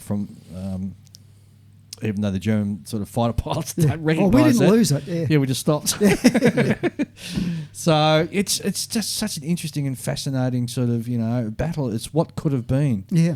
I mean, they could have prevented Europe sort of falling into this turmoil that it had to endure for the next 5 years as such. 20 million more people still alive. Yeah. No, how many were lost in the war? Some say 200 million. Oh, yeah, it depends which figure you look at, including civilians and all that sort of thing. But it was a horrendous. It was one of the largest sort of losses of life, and certainly in the modern era. But it's just such a fascinating story. So, from a modelling point of view, what do we have available for early war? For both the British armour and French armour. Well, perhaps I could just talk about German armour. Oh, please do. Yep. It's very, very well served. Yeah. Dragon have, like I originally started, when I first started off, I just wanted to do Allied stuff, but there was nothing to buy at that time, so I was buying German stuff. And there's so little, really, that isn't available. Things I thought would never happen have happened. There's the Bison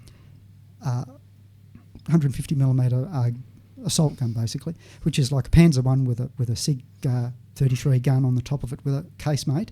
And not only do Dragon do that, there's sort of like some doubt about what shape the casemate was, so they give you both. Oh, wow. It's a beautiful kit. Yep. And just so many of the vehicles, it's pretty much all there. And so, unfortunately for the other side, it's not so good. British, actually not bad at the moment. I've actually made a list of the vehicles, if you like. And do you want to read them out? I think it'd be interesting to hear.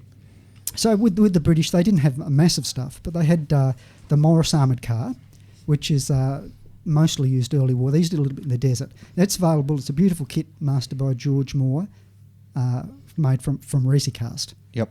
And George Moore's a great bloke, by the way. Hello, George. I've had a little bit of contact with him on email. Okay. And they also had Resicast stuff's not cheap though. It's not cheap. No. I think it's $175 from B&A, but no one makes it in plastic. So what are you going to do? Yeah. So that's what happens. So someone like me goes out and buys it, and then a month later it gets issued out. Okay, Ian, you've got your job now. Go and buy that kit. Go buy that kit, just so it can be re-released. Yeah. Compared to ship models, it's nothing. No, that's right. Too true. So also there's a Guy armoured car, which is very much like the Humber armoured car later. Yep. But it's very different. So it looks like it, but everything's different. So those are the only two kits really on the British side that you can't get, with the exception of Matilda 1. But the Matilda 1 I think is coming, because I noticed on TrackLink there was a thread, predictions for 2019. One of the guys on this there said, once again, we won't see a kit of the Matilda Mark 1. And Paul Owen, who runs that, who I think gets some inside information, said, I'll take that bet. Okay. So we might have one coming. Okay. So that would be great. At present, Accurate Armour make a resin one, also very expensive. Yep. So a plastic one would be great. But also there's the Matilda 2. Unfortunately, you can't make it. It's the Tamir kit, which is the only one available. Out of the box doesn't make a BEF kit because they raised the suspension, and there's a whole lot of different turret top and everything. But you can buy from Tiger Model Designs, do a really comprehensive resin set, which is I think I bought it was $55. It's really good, doesn't cost much, and you get so much. It's like Well, it's not a bad price for aftermarket to get a true rendition of an early or a British BEF Matilda. That's too. right. Well, what you get in you get a new turret. Yep. Get a new hull top. You get a new nose for the tank. You get so many other tail, so many other bits. It's very, very comprehensive. Oh, excellent wait. value. So it's a conversion? It's a conversion. Yeah. Okay, it's a conversion. Yeah. So, but it's a very comprehensive conversion. Yeah. Okay. So it's well worth the money, and TMD are a good company, and they do good stuff. When it comes to the British had light tanks, which was the Vickers light tank Mark 6B and C. Yep. Vulcan make that. Now the kit itself is a short run, and it's not great. A lot of people joke about it looks like a skip. But Skip. Most of Robert's tanks that he's interested in look like skips, though. I think it's cute. But the kit makes up, with a bit of work, makes up into a nice little kit. Suspension's difficult because it's got actual springs on it, and a bit too strong. I actually had to cook mine over a butane heater for ages to get them to unspring. That made it a lot easier to build. Yes.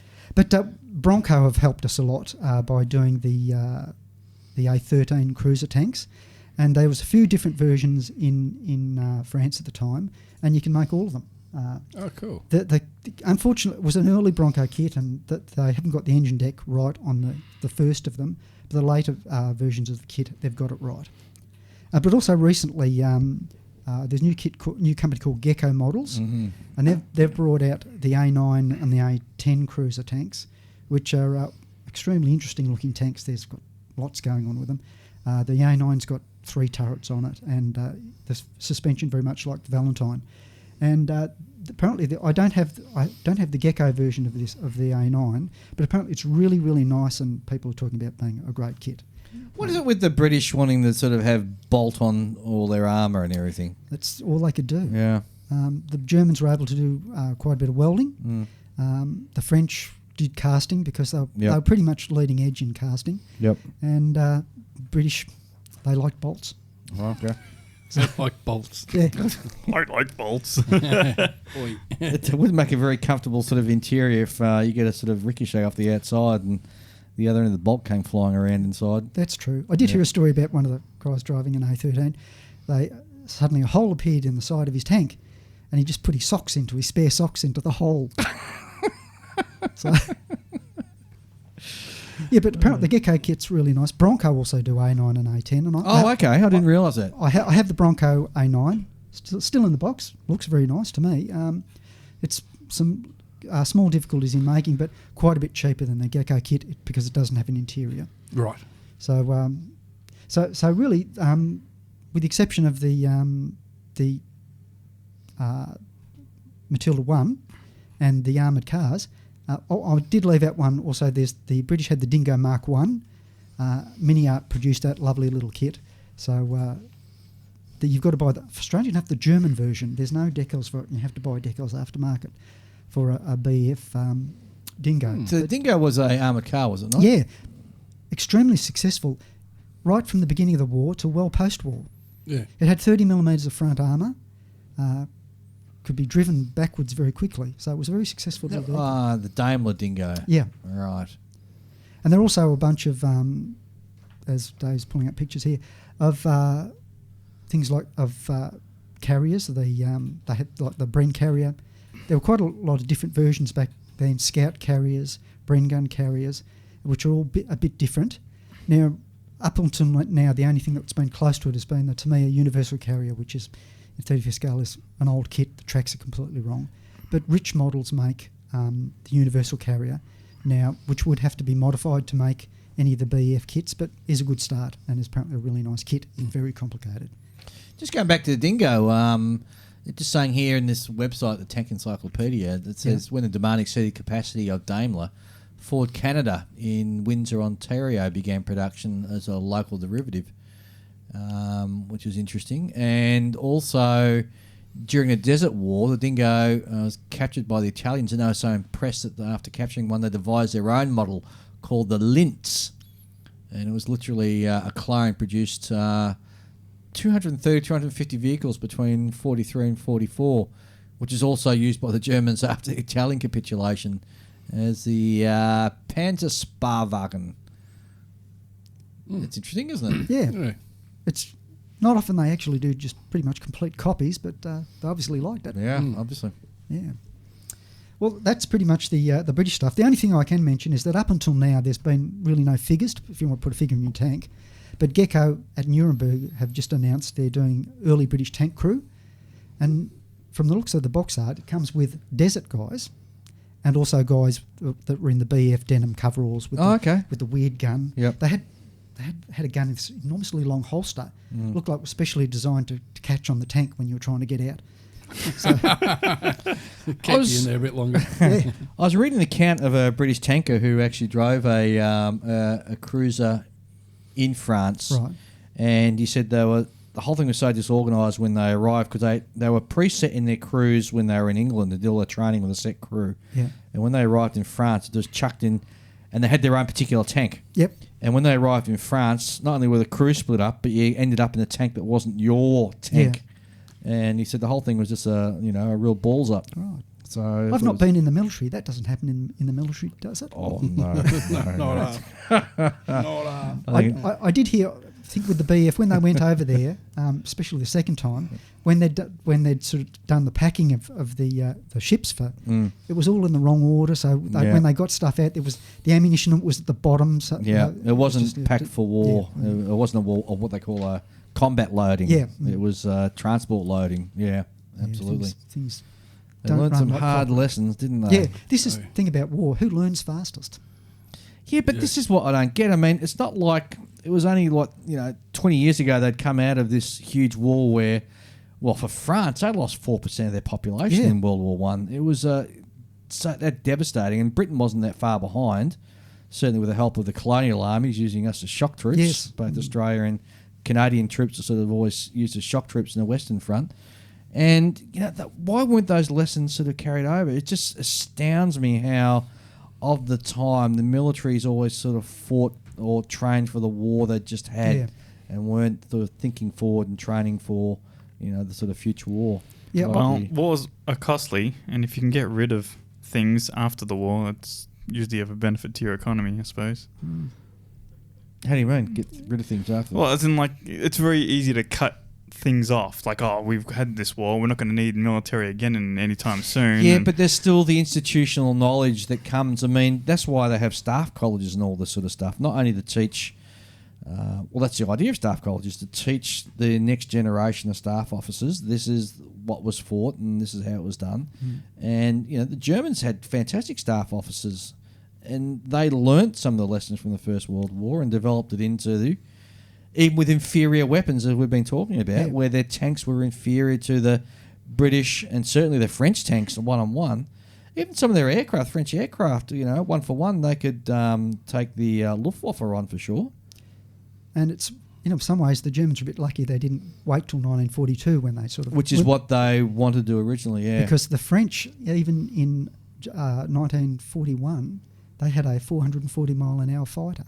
They were. I look at France as a bit like America. America were a bit lucky because they didn't get into the war till later. If America had gone to war in 1939, they'd had terrible tanks, horrible tanks. Oh, they did. Yeah. Everything would have been not so good. They were lucky they had a couple of years. France had the same thing. Yep. All of them. If you want, like people love doing 1946 German stuff, 1942 French stuff would be really interesting. Yeah, it would be very interesting. those that could have been.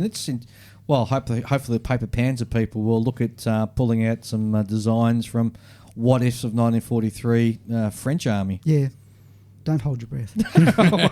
Well, you never know. I mean, because these paper panzers are being driven by the gaming side of things, computer gaming stuff. Yeah, maybe. You just never know. Now there's a thirst for more tanks. Like, what other things can we dig up that anything will do? Perhaps we should thank World of Tanks for absolutely. what they've done, Yeah, absolutely. So sorry, I sidetracked you from your French discussion Okay, about tanks. So are we going? are we going on to tanks now, or French tanks now? Yeah, Yes, absolutely. please. Okay, I want to get in the meat of this. Right, where I'm up to. I've got some. Can talk about colours a little bit later if you want. Yeah, the French sort of main tanks that they had the Char B1 bis, which beautiful kit from Tamiya. It's if anyone's ever made one, it's a pleasure to make. Comes with kit links that you just click together. They're a bit thick, and because I'm me, I replace them with frill ones. But it is a lovely kit. There's a few problems because the different variants over the production. So some of the things aren't quite right. If you want to, it really only builds a late tank out of the box. But the Char B bis was the one that gave the Germans a really hard time, wasn't it? Yeah, I mean there's a famous battle. Well, it's famous for me. I think it's called Ston. Yeah, and that was over a special, very important village on the heights, and the village changed hands 17 times, and one particular French Char B1 bis called Ura, that knocked out 11 German tanks in a column. It usually, because it had two guns, the hull gunner knocked out the front tank, and the turret gunner knocked out the rear tank, and they just knocked all the tanks out. Wow! And they were running it. They were just able to run over the German anti-tank guns because they had 37mm guns, which had no effect on Char B. Now I think the Ura had like 127 hits on it. It was just basically invulnerable.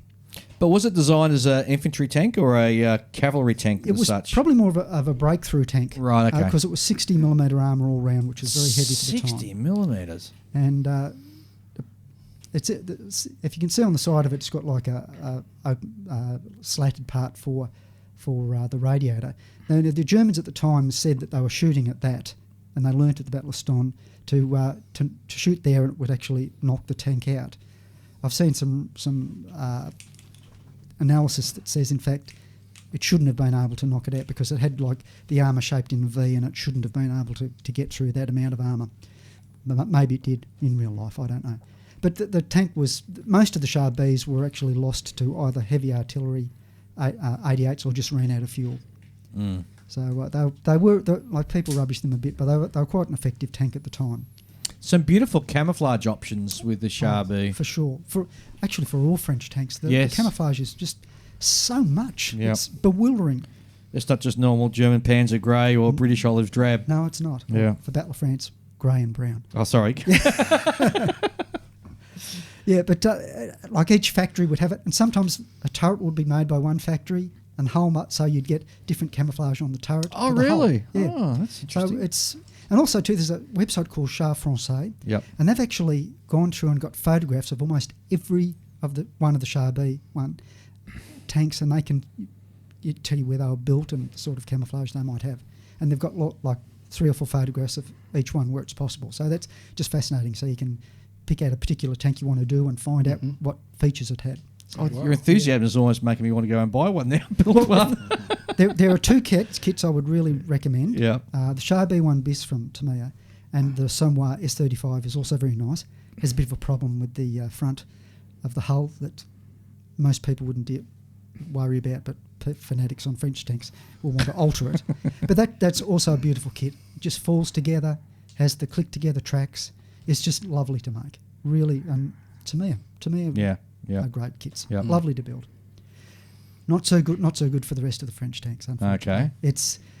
There's Heller made some kits in the 70s, which are frankly pretty horrible. French company. Yeah, it's a bit of a shame. Heller, they're a hell of a kit. Yeah. So one of the things they've got, the tracks are really hard and they won't bend round the wheels, and they're just wrong. I started to fix up the Somwa S35. It's got the turret from a Char B1, which is totally different. I think every angle on the hull's wrong. Suspension's okay, but the rest of it's just pretty awful. So Dog's breakfast. Yeah, don't worry about it. But also the likes of for the Renault R35, Hobby Boss make one. Yep. Now I know it's really difficult to make, and it's got edge brass where you think, why is this not plastic? It's just crazy. And I've heard some people that are far more knowledgeable about it than me. They're not too keen on it. But I need to look into that more. Hotchkiss H35 and H38 and H39 kits. There are a lot of them. There's only one good one, and that's a 3D printed one by ETS35, which is a masterpiece of a kit. It is just fantastic. But if you want to buy one, it's about $350. Oh. And for a little tiny tank, Yeah.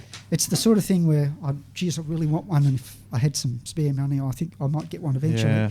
But and I think I would like to help the guy that did it. I think Niels Honkerman, Dutch bloke, I Yep. think, and he's done it. He's obviously in love with this tank and has Yep. gone into it greatly. He also does other bits to improve other kits, like new turrets for the Hobby Boss kits. The turret's not great.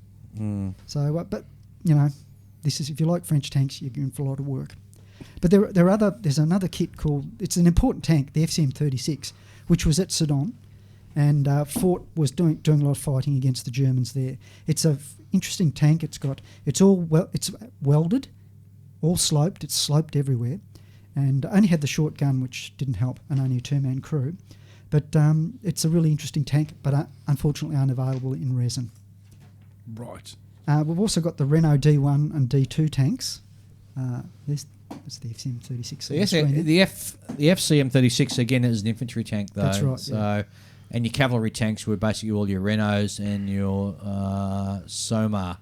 Well, yeah, the Soma S35 was definitely a cavalry tank. Yeah. They gave the Hotchkiss to the cavalry. Wasn't really a cavalry tank, but apparently the steering was a bit iffy. Okay. So they didn't want to drive it too close to the infantry. It was a little bit quicker. Anyway, Yep. it's what they used a lot by the cavalry. Yep. It had 40 millimeters of armour. Often they had the Which outclassed the German armour at the time. Yeah, it was fairly proof against the 37 millimeter cannon Yep. from battle range. Yep. So, but a lot of the problem with the smaller French tanks and also the larger ones was the one-man turret. Now, they get a lot of flack over it, but there's a reason they went for it. You mentioned it earlier, had the loss of population. They just didn't have enough guys. Yeah. And they made the calculation that they would train the guys really well because they just didn't have enough people to have 3-man turrets. So that was the decision they made at the time. Also cheaper. But these decisions are usually made. You see people talk about military stuff and they're always, these guys were idiots. Why did they do that? People had good reasons at the time. There's always a reason behind it. So they weren't idiots. It's interesting because coming from Australia, so we're not indoctrinated, but we're well versed in World War I because it's such a deep part of our history. Yeah. And the losses. I think we had 60,000 killed in both Gallipoli and the Middle East, and also on the Western Front, which from a small population, it was huge. Yeah. I don't know how many of the Canadians or the South Africans that are lost. I mean, the British certainly lost a lot as well, but the French lost a heck of a lot more. As I said earlier on, they were close to 4 million. Yeah. And France was only, 40 million population in World War I. So, 4% of their population. And more importantly, it's the male population, was sort of killed. Goodness knows how many more people sort of, named and... I seem to recall too, right at the beginning of the war, like in the first month, in the crucial time, Marn, I think they had 265,000 killed. Yes.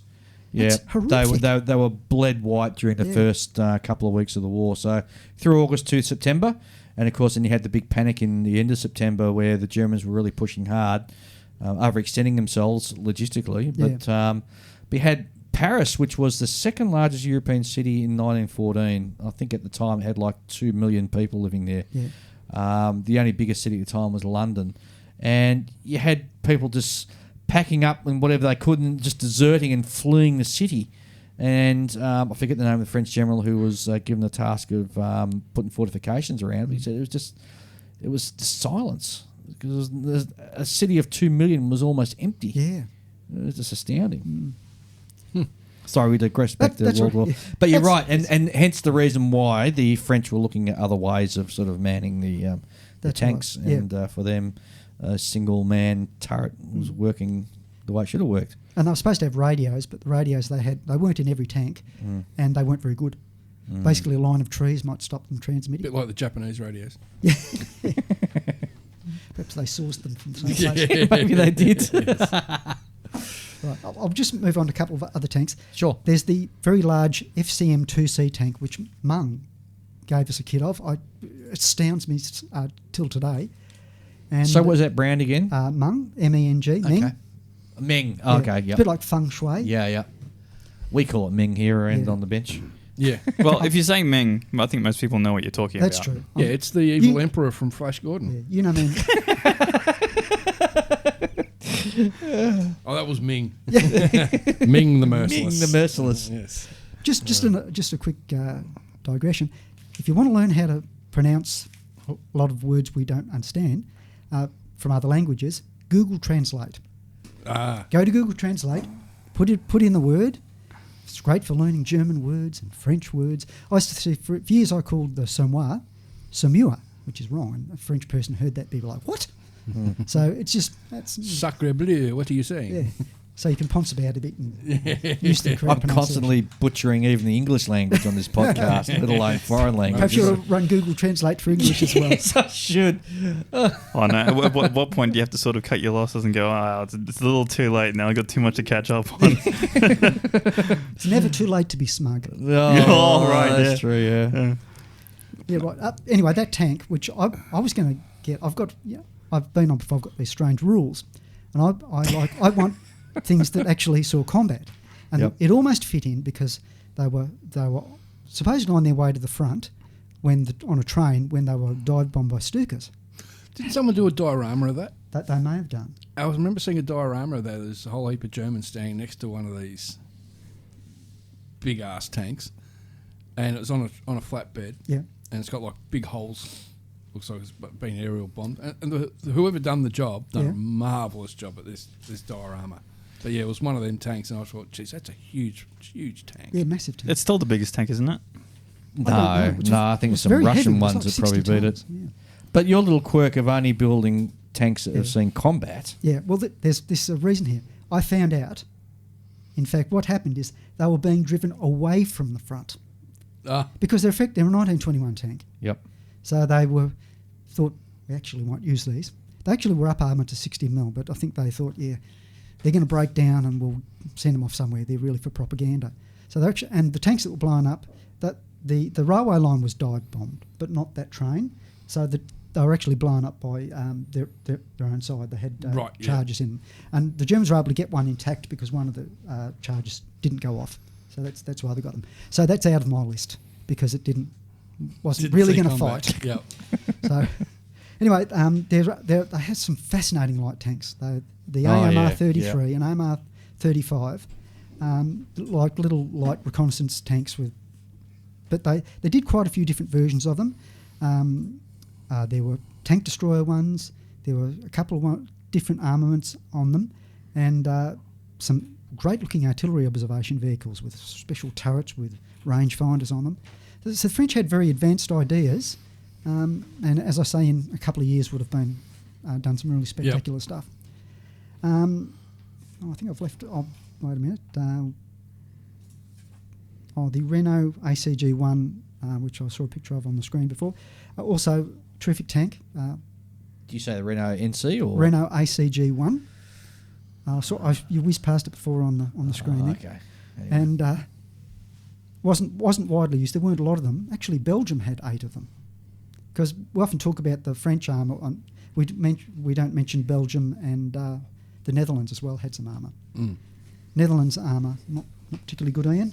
Not much of it. Well, pretty much it was 3 days it was overrun. Yeah. 5 days. 5 days, yeah. And it But was it the bombing of Rotterdam that broke the back. broke the back of the government. That's when they said, no, yep. there's too much cultural heritage going up in No, flames. what they said was the diamonds already left the country. Now we can surrender.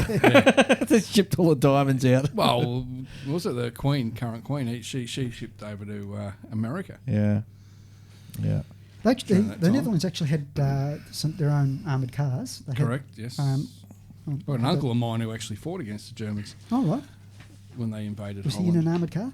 No, it was just a normal foot slugger. Right. But see, the problem with countries like the Netherlands and Belgium, you haven't got space to trade for time. That's true.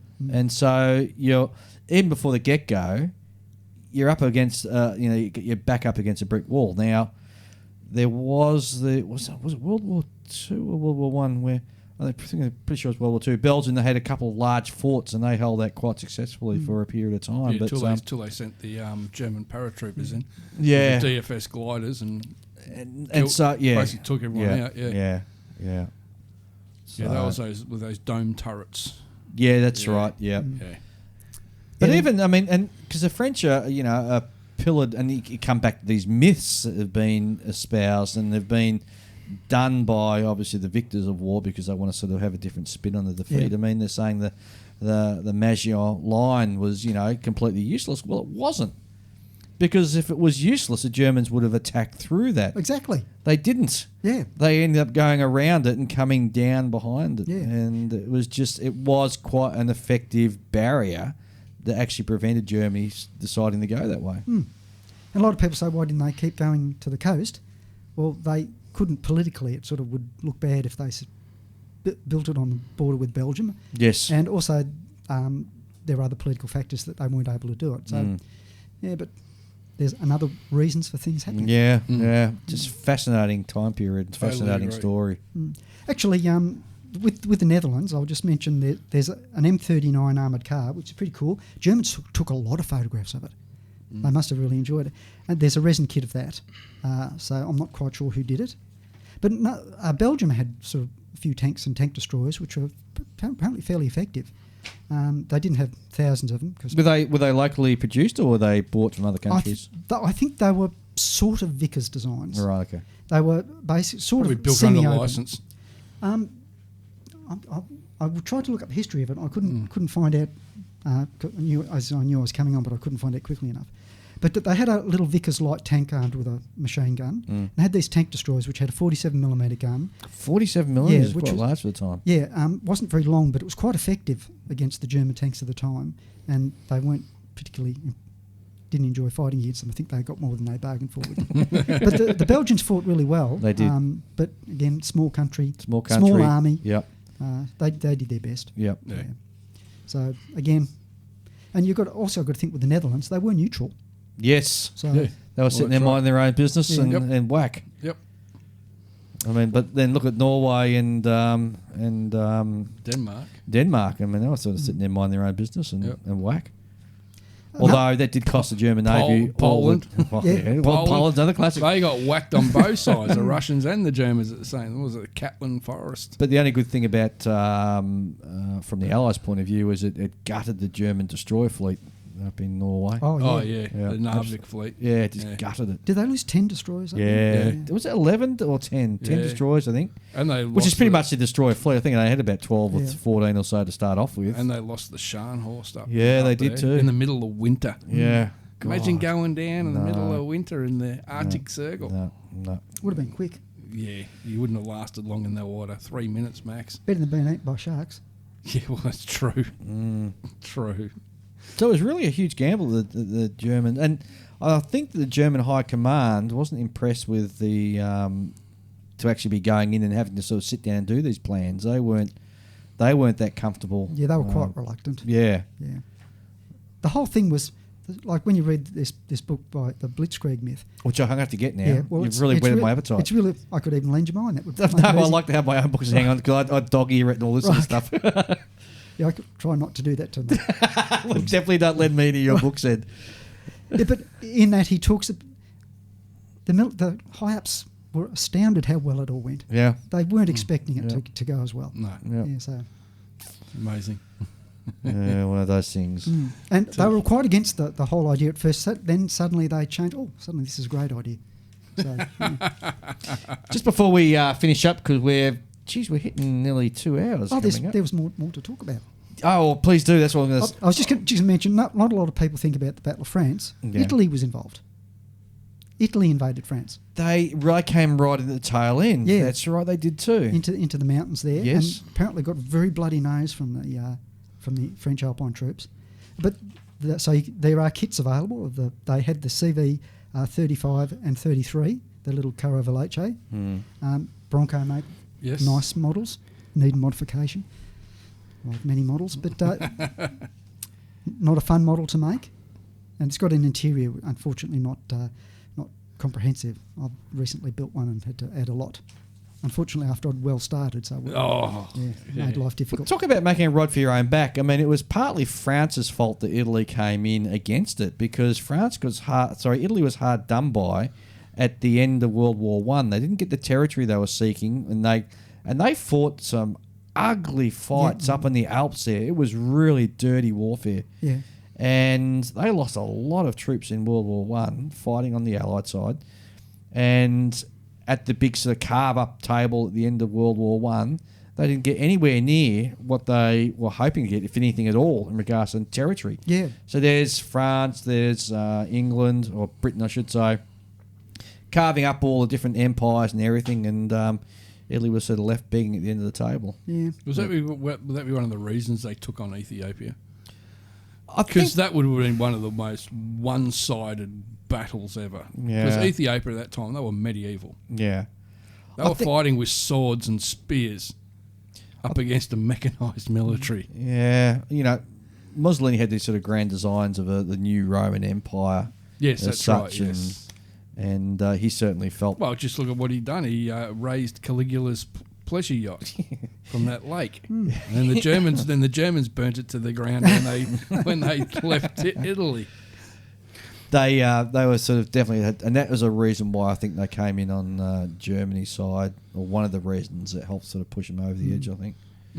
And the poor old Soviets didn't even get invited to the armistice table in World War One. Yeah. Not interested. See you later. Yep. Yeah. Thanks for your help, sir. Yeah. And even the Americans got hard done by, because, they pushed forward this idea of... I know we're getting the politics and history of politics, but I find this stuff fascinating. I mean, they pushed forward this idea of, the League of Nations and everything, and they got poo-pooed and short-shrifted, and that then sent America into, this internal sort of spin for the next 20 years, and where they were just, they couldn't care less about the outside world. They was worried about themselves and their, dare I say, own little colonies, such as the Philippines and that. Although to talk to an American, if you say you had colonies, they go, "No, no, we didn't." Well, you did. Yeah. The French tanks thing. Yep. So if I'm going to build French tanks, I Yep. need to know the colours. Right. Okay. Colours are difficult for French tanks. All I've seen at this point are printed things in books. I've not seen any actual colour chips. There is a story, I'm pretty certain apocryphal, that someone actually found the French military colours from the time, somewhere in the military, and they left them on their desk overnight, and the cleaner came and put them all in the bin and threw them away. No. See, I don't believe that story. I don't know much about cleaners, but I can't imagine them taking things off the desk, documents off desks, and throwing them in the bin. No. I think it's just a good story.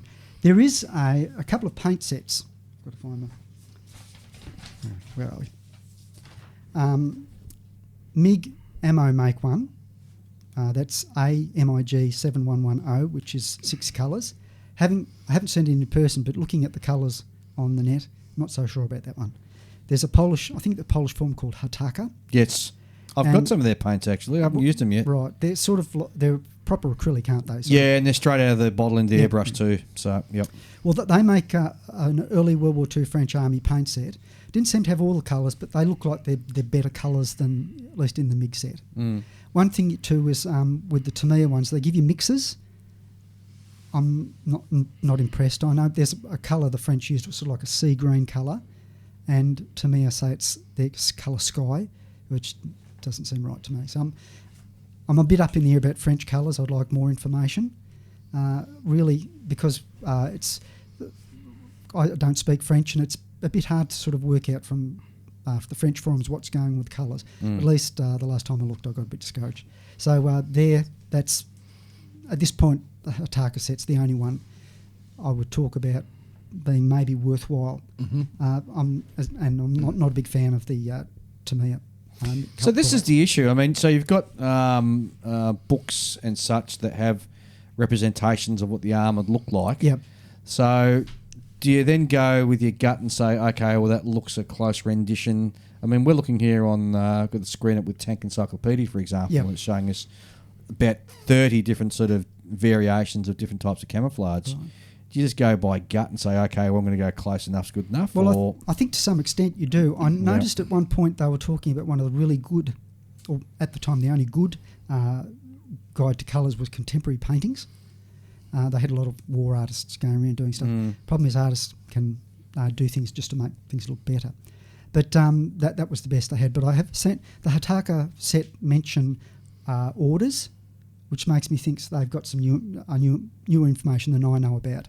So that might be based on better stuff. Well, I'm going back to Paris in January, so when I go back to the Musée de l'Armée, I'll get some photos for you. Talk to them, yeah. Well, I won't talk to them. I'll think I'm some sort of crazy Aussie. So. No, just say you're from Australia, they'll talk to you. Apparently. Yeah. No, they did. Well, last time we were in Paris, it's one of the most friendliest cities I've ever been to. Most people don't say that. No, well, I know, but I You're tell you Australian. Yeah. And they Do a love British Aussies. accent. See what. Well, you're very funny, Robert. we made the effort to actually learn some French before we went over there, and I've got to tell you this funny story. So, my wife Michelle had been learning French, and I'd been learning it. She was learning a lot more studiously than I was. But she was a bit hesitant to speak when we first got over there. Yep. So I was doing the heavy lifting. Anyway, about day 3, we sit into a cafe, and she goes blah, blah, blah, blah in French and asked for a menu and a table, and they set her down, and I asked for a menu. So they gave Michelle the French menu, and they gave me the English menu, and she sat there and she was so smug. Oh, gee. But those who can speak French, you can't read. So you had to look over my shoulder to see what my menu said. But no, so I had a wonderful time in Paris. It's a beautiful city, and really couldn't come across more friendly people. They're really, really good. I think you're going at the wrong time of the year, but if you could get down to Samoa, the French Tank Museum.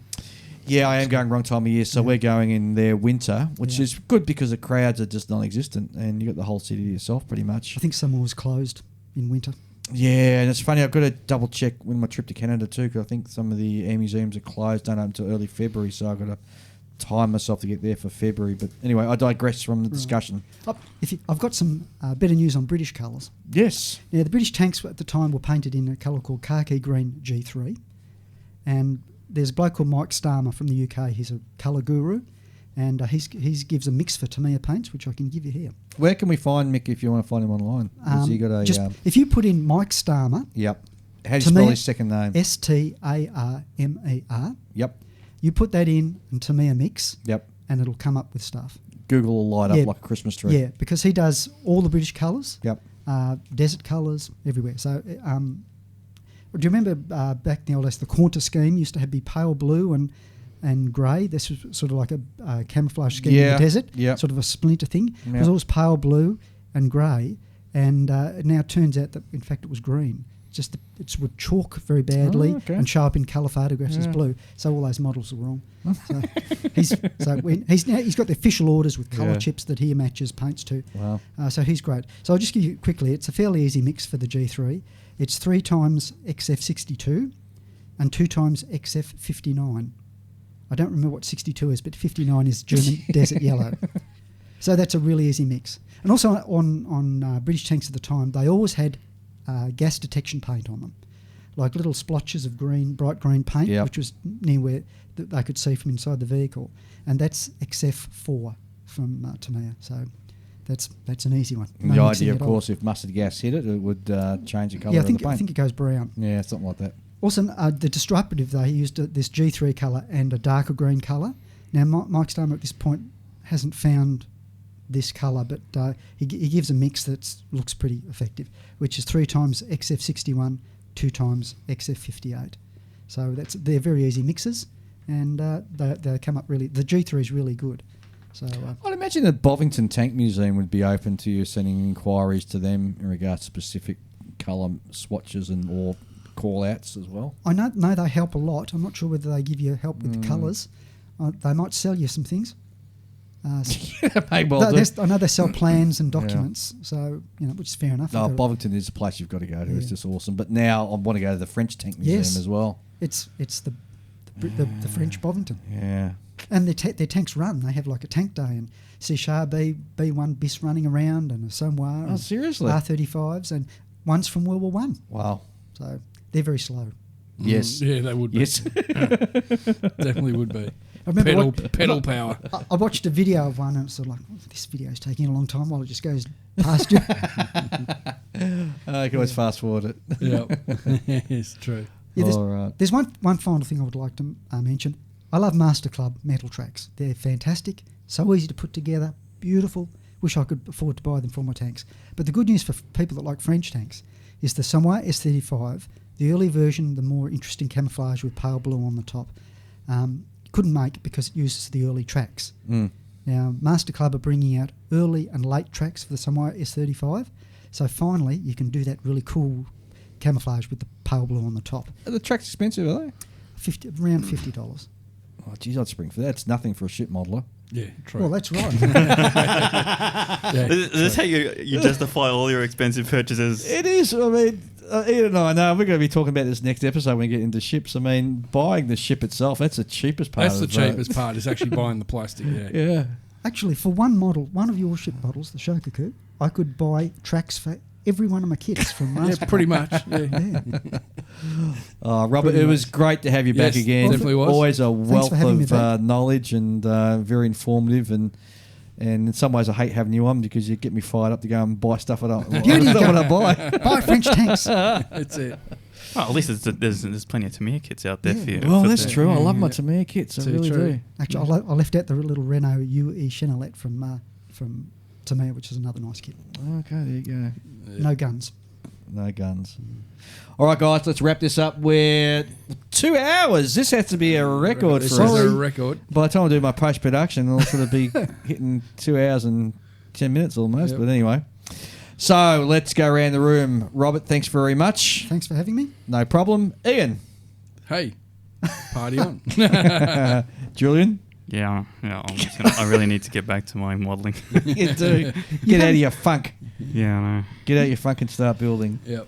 All right, guys. We'll be back with another episode next week, believe it or not, because we're trying to catch up. And it'll be 100% dedicated to shipbuilding. Thanks very much, and thanks for listening. Well, that was a really long show, but we had a lot to get through, seeing we hadn't been on air for the last 3 weeks. So hope you appreciate the extra long show. As always, if you want to get in touch with us, drop us a line. We love hearing from you. You can contact us on email, and the address is onthebench64@gmail.com. Or alternatively, go along to Facebook and in the search part, just plug in On The Bench, and that'll take you straight to our Facebook page. Again, we love seeing the models that you're making and really enjoyed the discussion there. And you can message us directly from there as well. And don't forget, if you want some more podcasts about scale models, don't forget to give Stuart a listen, our friends over in Canada, at Scale Model Podcast. Just pop those words into your podcast search engine, and that'll take you straight to his great little show over there. So from me, thanks very much. And as I said, we'll be back next week having a chat about ship model building. Thanks very much for listening.